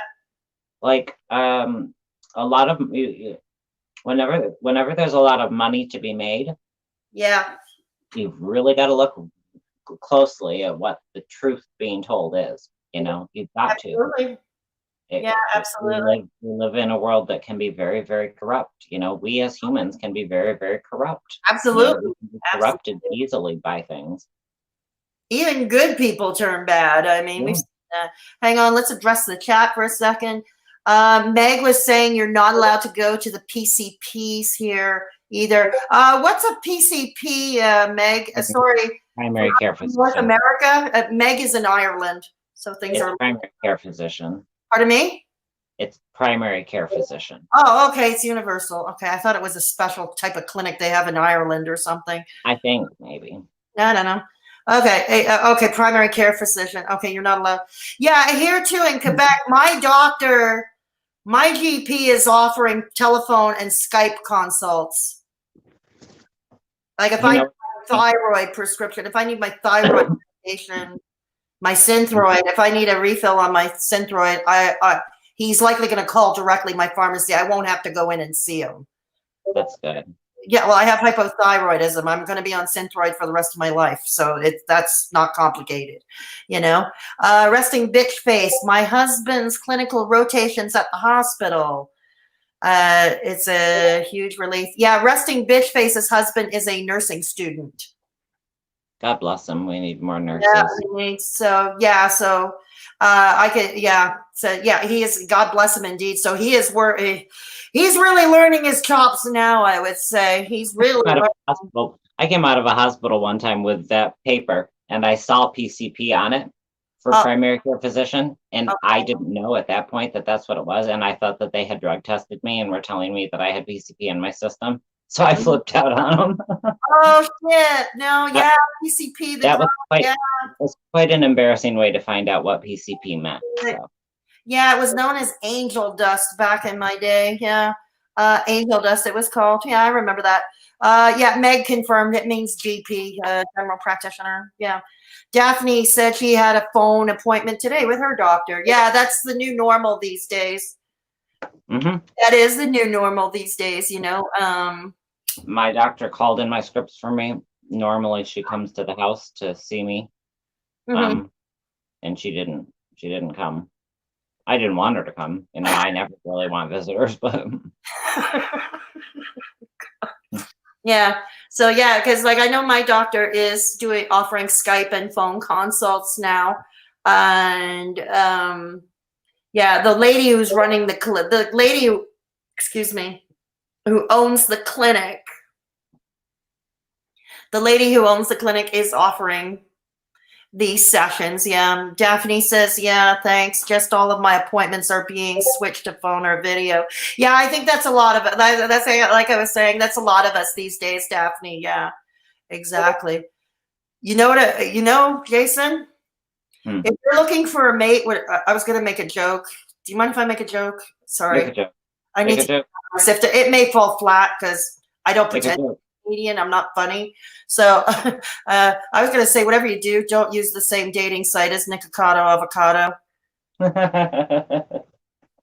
Please don't use the same dating site as he does. No. God. I'm what's weird is like I've always been like asexual, I guess, in certain ways. Like I am not heavy into wanting a relationship. I'm perfectly happy with my friendships. That's just kind of how I've always been. When I've been in relationships, I'm not as comfortable as I am single. You know, that's just kind of what I've discovered about myself. Oh yeah, and that's perfectly fine too. You know, it's like I'm looking for a mate. You know, because I don't know, especially I mean, I've known for a long time. As you've gotten older, it has increased your desire to want somebody. Yeah, it has, exactly. Like it's like that's I have utter fear of finishing my days alone, you know. It's like and I don't want that, you know, and I want to, I do want to mate. I really do. You're not gonna finish your days alone. I mean, look at what's happening even here, sweetie. Well, yeah, I know. With this community, it's opening you up to this is true. You know, and this could even be how you end up finding your person. Because I know this person is not going to come from Montreal, that's for sure. And no, I cannot travel to the United States because I was just going to say, honey, you need a man that can cross the border to you. American, yeah, but I can't cross into the United States legally. That's the problem. Yes, I was a bad girl back in my days. I was a very bad girl. That's so annoying too, because I can't come into Canada. Why not? Same because I some paid tickets or something that they had to turn out at one point, and like I'm still slowly paying them off, but it's still classified as a warrant, and they wouldn't let me. No, I do have a record from my drug using days. I do have a record. I did do, I don't know, but I did get a pardon from the Canadian government, the Ministry of the Department of Corrections. I did get a pardon. I have the pardon papers in the drawer. But what I had learned was a few years back, and it got ramped up when Trump was elected president. Sorry, if anybody's a Trump fan, I'm not trying to offend you. I am. Get out of here. I'm not trying to offend you, but I'm just pointing out that since he was elected, there was something new that was added for Canadians who want to cross into the US, that even if we have a pardon, okay, and we have that pardon paper with us, like that's a given. Even if I travel to Europe or if I decide to go to the Caribbean, I have to travel with that paper with me. Okay, the pardon paper shows that I'm a good girl and I'm not going to cause any trouble and I'm going to be a good girl, you know. But that paper for the United States, ever since he was elected, is not going to get me through. And you know what's scary? Because let's say I were to look for a job, okay, here in Montreal, an employer is going to do their criminal back check, right? They're not going to find anything or anything relevant, to the job. But the border services are going to have access to a record that's supposed to be expunged. Right. And they do. They have that on record, even though I'm pardoned. Wow. And this was like in the late 80s, early 90s. Like I said, I was a bad girl back then. I was a very bad chick. I did all kinds of things. I was active in addiction. That was then. This is now. And like I said, I lead a very quiet life. I'm a law-abiding citizen. I pay taxes. But I was pardoned by the Canadian government Department of Corrections, but I cannot cross into the U.S. because a pardon is not enough. And they have somehow access to my record that's supposed to be expunged. Well, you'll have to have someone that can cross to you, because I definitely think that's how you're gonna find your person. Yeah, they have to come to Canada. For me, they have to come to Canada. I would hope one day that would change, like a different president or something, Right. and I'm not really caring Republican or Democrat. I'm not really caring at this point, but a president that might be a little less stupid. Yeah, that too. That, because that's the thing, what was then back in my life back then, to me, getting the pardon was not just about making my life easier, like finding employment or being able to travel or apply for credit or stuff like that. It was about putting a chapter of my life behind me. Right, opening a new chapter, getting more freedom in my life, and then all of a sudden, I did a lot of legwork. I had to go through a lot. I had to collected a lot of paper. I had to visit police stations. I had to visit the RCMP, which is the federal police. And I had to deal with the Montreal police as well. And, to me, it was more than, like I said, it was more than about making my life easier. Like I said, to like better options for a job and stuff like that. But it was starting a new chapter. It was ending a chapter, finally, a chapter of my life that I wanted to move past, and right. For the most part, I did, for the most part, I did. So that's why it pisses me off. Like, wow, I can't travel into the United States. That's incredibly frustrating. Yeah. It is, I'd love to visit, I'd love to visit. I've been hearing like some of the other communities I follow, they're holding meetups in the United States. I know. That's the thing. I would love for us to be able to meet up someday. But, yeah, I would love it too. It will change. Like a few years ago, we used to be able to cross back and forth.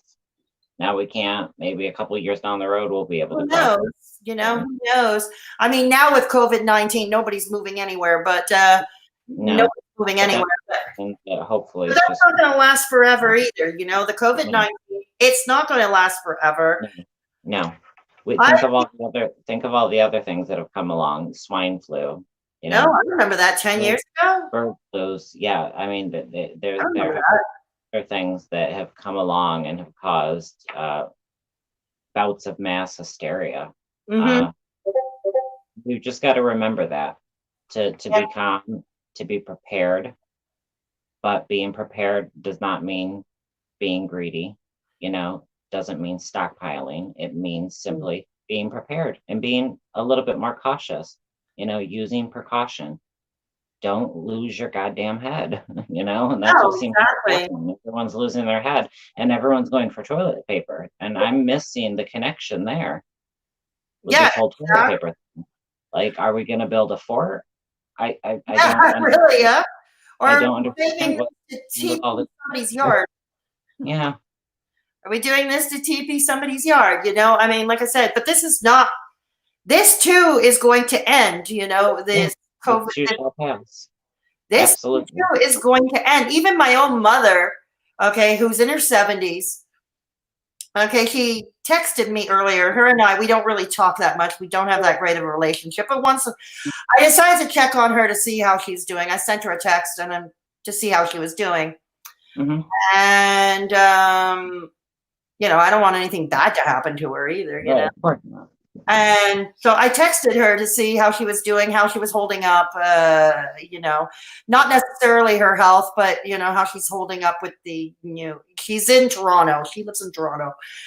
And so things are different there than they are here. But she said she hasn't seen anything like it in her lifetime. Yeah. And she's 70. Yeah, she's I mean, 70.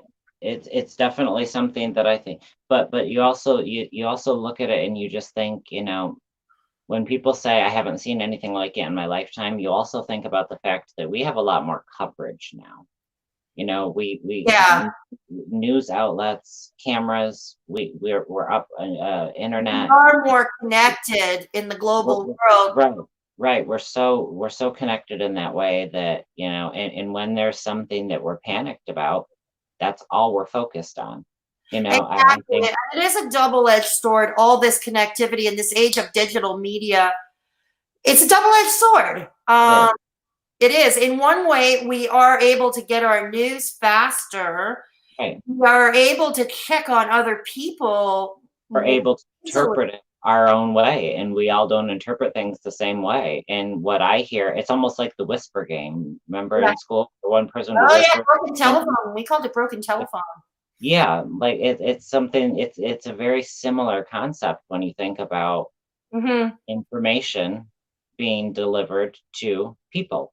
Because people are different, and when you inundate them with information that's alarming, and that there's no break, there's no reprieve in it. Sometimes, all a person needs is that dopamine release, that release in tension. And when you don't even get that in the news because you're just being inundated, every single story is about this. It makes it feel much bigger than it is, and it scares people much more than they need to be scared. This is true. Well, Meg just said, I was about to bring up a point in our history. Long before the days of the internet and social media, the Spanish flu during World War I, and Meg here just referred to it. She said her grandfather woke up in a tent of 40 men. Only he lived that night. Wow. Everyone else died of the Spanish. I don't know if you studied that in your history classes. Yeah, we did. Yeah. So, yeah. And back then, they don't have the knowledge that we have today. They don't have they didn't have the sanitation. They didn't have the, they didn't have the sterility. They didn't have a lot of what we have now. No, they didn't, like never mind just the internet, but yeah, that's just it. They didn't know about, keeping things sterile or they didn't, they didn't have the scientific knowledge we have today. Right. So there are advantages. Which has been a blessing and a curse. Like you said, it is a double-edged sword. It is, because on the other side, the flip side of the coin is, of course, you get a lot of fake, okay, it's cliched and overdone, but I really can't find a better word for it. Fake news. I can't find a better word for it. I can't. Sorry. I can't find a better word for it. It's like fake news. And, because like, stuff that is designed, bullshit that is designed to fear mongering. Right, designed propaganda. It's designed to propagate something. It's designed to get us, almost like puppets. It's designed to get us to do something, Oh, yes. And the conspiracy theorists are out in full force with the tinfoil hats on. Yeah, they ever have been. Right. And conspiracy theorists, when I listen to a lot of conspiracy theorists, it's like they start with a gem of truth there. Yep. But then it just they go a bit too far for me, right? But they're on to something normally. They just take it too far, and then it starts to make them crazy. It's so ridiculous. Yeah. So they take way too far, and they take away all their credibility, because I do think that there are kernels of things that conspiracy theorists talk about that are true, but then they take it so far left into left field Yeah. And then you're just like, okay, this person is cuckoo for Cocoa Puffs, you know, they're Yeah, exactly. Cuckoo for Cocoa Puffs, you know. Like last night I saw a thread on my news feed on Facebook, and I thought, "Oh my God." It's like, do I screenshot this for, because nobody would believe me if I told them what these people were writing. It's, oh my God. Like they were saying that, for instance, that COVID-19 was invented by scientists. Scientists invented it and made people sick, and governments were making people sick on purpose to better control us. And I'm like, oh, it's scary. how? I will say one thing that like I've always just wondered about, and it's like the world can only hold so many people, and I do think that the government does things in ways to control population. Yeah, You they know, do, but inventing an illness, I don't believe, is one of them. no, Making no, people I don't sick either. deliberately is not one of them. You know, they have other ways. I mean, hello, capitalism. Um, Right, but you know, yeah, and they do a lot of things. They send off propaganda that is often false. Yeah, absolutely. But to go in so far as to literally make people sick right, with something like a flu, like a new strain of right, influenza, like, right. no, sorry, you know that. And then you've got a lot of people I've been hearing that are now saying, "Oh, it was North Korea. This is that gift that Kim Jong Un was talking about." Oh, Oh, no. where we go with that? You know, it's like, can't this just be what it is? Yeah. This is, you know, looking to be like kind of a pandemic type situation. Do we need to be finger pointing Yeah, right now, exactly. pulling North Korea into anything? Let's just leave Korea out of things and let Yeah, them be exactly. Like, what did you, I mean, Trump called it the Chinese flu, for God's sake. I mean, he's a moron. on Twitter, he said that, He just he said is. that He's a moron. he called it the Chinese flu, you know, and of course, these people, this gang of conspiracy theorists, these people hate our prime minister so much. Mhm. No, you know, they despise our prime minister. They were saying, because I don't know how in tune you are with Canadian news, but our prime minister's wife tested positive for COVID-19. Okay. So he and his three children and himself are all in quarantine at the prime minister's home. Okay, Okay. at Rideau Cottage. At Mhm. Rideau Hall, Rideau Cottage. That's where the prime minister's residence is these days. And so, anyways, so he and his family are all self isolating because his wife tested positive for COVID-19. Right. And so these conspiracy theorists, I'm reading in the theory, they're saying that no, she's not really sick. No, she's not really sick. Well, no, yeah, she is. She is. And they don't know. And because of he is self isolating, he's doing a lot of work from home. So is most people these days. Right. You know, People that always want to find a conspiracy everywhere. It's yeah, always they're looking for the conspiracy in that, you know, because he's working from home, but he's giving daily press conferences outside of his home, outside of the prime minister's home. He's giving daily press conferences. He is mm, he is keeping us up to date. yeah. He is keeping us up to date. And I mean, could certain things have been handled better? Absolutely. Yeah. I mean, probably should have closed the borders sooner, Yeah. but I think he was waiting for the snowbirds to come home. Yeah. A lot of it had to do with the snowbirds to come home, you know?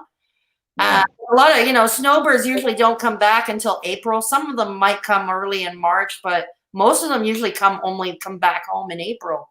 Hmm. Well, now that he's trying to get them to come back home Right. now, you know, and like I said, but there were certain things, like I said, could he have handled certain things better or sooner? Yes. Mhm. Behind is normally, much 2020. It's much clearer. Exactly. Yeah, exactly. But it's, but now that like this conspiracy theorists, they're saying like, why is he at home? His wife is not really sick.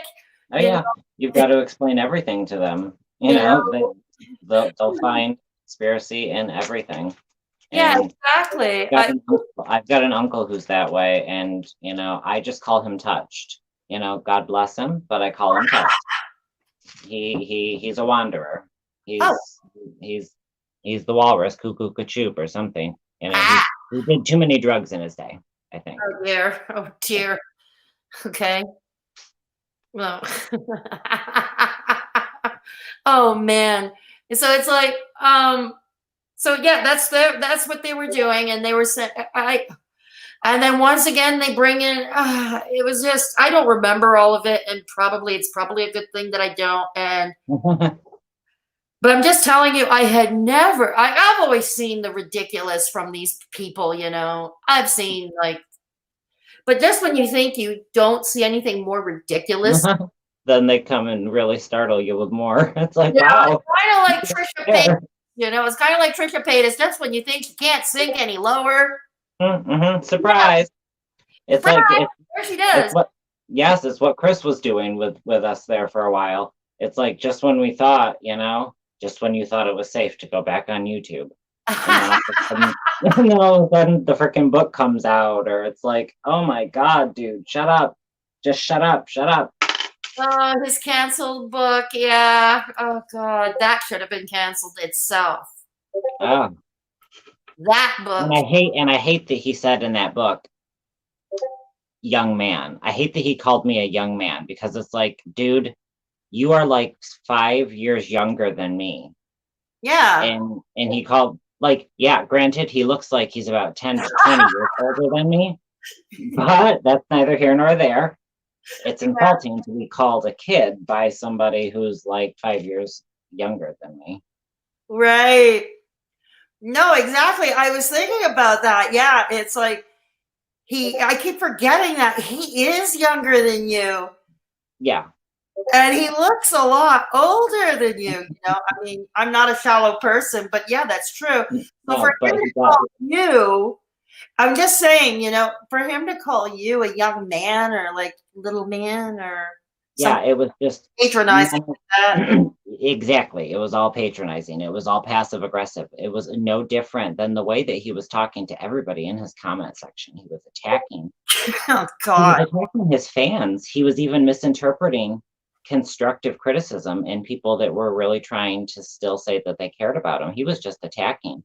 Now, I know what it's like to feel what it feels like to have that many people turn against you? No, I don't know what that feels like.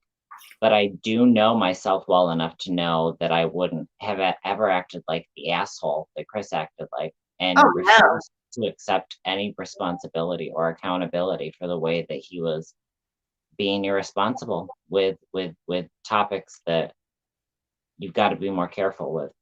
You can't go spouting nonsense when it's concerning mental health. It's dangerous. No, it is. Hang on. Meg says, I hate to have to leave you guys, but it's 5:50 a.m. Yeah, she's in Ireland. They're about several hours ahead of us. It's 5:50 a.m. here, and I've got to make up, take my meds. I love you, Jason, CK, and huge love to everyone in chat. It's been fun. Well, it's been great having you too. I love you too, Meg. We'll talk soon. Yeah, have a good sleep, and don't be a stranger. And consider joining my Discord server. The link is in the description box of the video if you didn't catch it in the chat already. Gotta pimp my Discord. Give Nacho kisses for me. I think that's the name of the dog. Her dog's name's Nacho? I thought so. I'm not positive. Meg says, stay safe, stay indoors, and remember to keep laughing. I will do CKXXXX. Cool. That is cool. That is so okay. And a bunch of hug and kiss emojis. Thank you so much. You all rock. Yeah. Well, this is the Mutual Admiration Society this fine night. Yeah. It's becoming one of my insomniac rambling streams. We've been on for we've been on for over 3.5 hours. Oh, we really have. We really have been on for over 3.5 hours. And you said you were only coming on for a few minutes. You see, time flies when you're having fun, right? Well, see, yeah, like I said, you're very good. Only come on for a few minutes, right? You're very good at making people feel comfortable. So thank you. Thank you. No, I'm glad you kept us all company here. Well, I always wanted you to come and collab on my channel, and now you have. I'll do it again. Absolutely. This has been a lot of fun. Yeah, it has, and I hope you come again. I'm going to end this stream soon because I think as much fun as we're still having, I think we got to cut it short soon because. Yeah, I'm getting tired. And I'm getting hungry. But sometime when we do a collab, we'll have to pick a topic. We'll have to think about what we want to talk about. Yeah, absolutely. We can. We seem to have a very similar way of thinking. And, we're from slightly different generations. We're not that far apart in age. Yeah, I'm a Gen Xer. I'm a cranky old Gen Xer. Yeah. I'm a cranky old Gen Xer. But yeah. Yeah, absolutely. But I am nothing like DC Media Girl. No. DC Media Girl is not representative of all us Gen X chicks. No, you're a fabulous breath of fresh air, in my opinion. Oh, thank you. I appreciate that. But seriously, yeah. So we're gonna have to cut this short because it has been over 3.5 hours. I'm going to give partial timestamps. I will try to provide some partial timestamps, but pretty much, must be partial because we did jump from topic to topic and back to the same topics. So yeah, I'll put some in. I'll put some timestamps in for those who want to navigate. If you haven't given this video a thumbs up, please do so on the way out the door. If you haven't already subscribed, please consider subscribing and hit that useless bell thingy below because maybe one day it'll work. Maybe. Stay safe and stay indoors, like Meg gave the proper advice. Stay safe, stay indoors as much as possible. And look if there's somebody vulnerable in your midst, please find a way to look in on them, even if you have to do it over the phone or by Skype or something like that. If you want to deliver food, leave it outside the door so you have no contact delivery. During these special times. Remember, this too is going to pass. This is not going to be forever. Already in China, things are improving for the Chinese right now. So I think mid-April, those things will start to slowly come back to normal. And so, yeah, like I said, look in on anybody who is vulnerable, please. It's more important now than ever before. And so if you want to support the channel, the obnoxious e-begging portion once again. Make it rain, make it rain. Make it rain. Make it rain. I'll put the links once again in the chat for the last time, but they are in the description box. Please consider checking out my Patreon. I'll take the opportunity to give a shout out to my screen froze again. Okay, the links, I don't know if all of you still hear me or not. I can hear you. Okay, cool, because my screen is frozen again. Okay, the links are in the description box. Please consider joining my Patreon, giving a shout out to Journey to Find K, S, and Kim Leipert, my 3 patrons. You all rock. I appreciate you. Please consider joining my Discord server if you haven't already. Again, link in the description box. I will link to my last stream about COVID-19 in the pinned comment.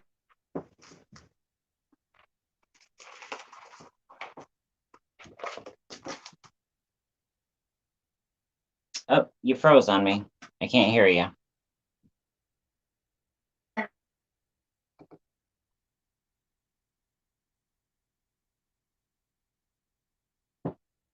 All right, I have no audio and I can't hear you. So hello? So, yeah. All right, I'm gonna have to say over and Okay, so I wish you all a good night, and have a good night. Sorry, my screen is frozen, so I have no idea what people hear or see. No, that's okay. Have a good night. Oh crap. Okay, good night, I everybody. can hear you. Good night, sweetheart.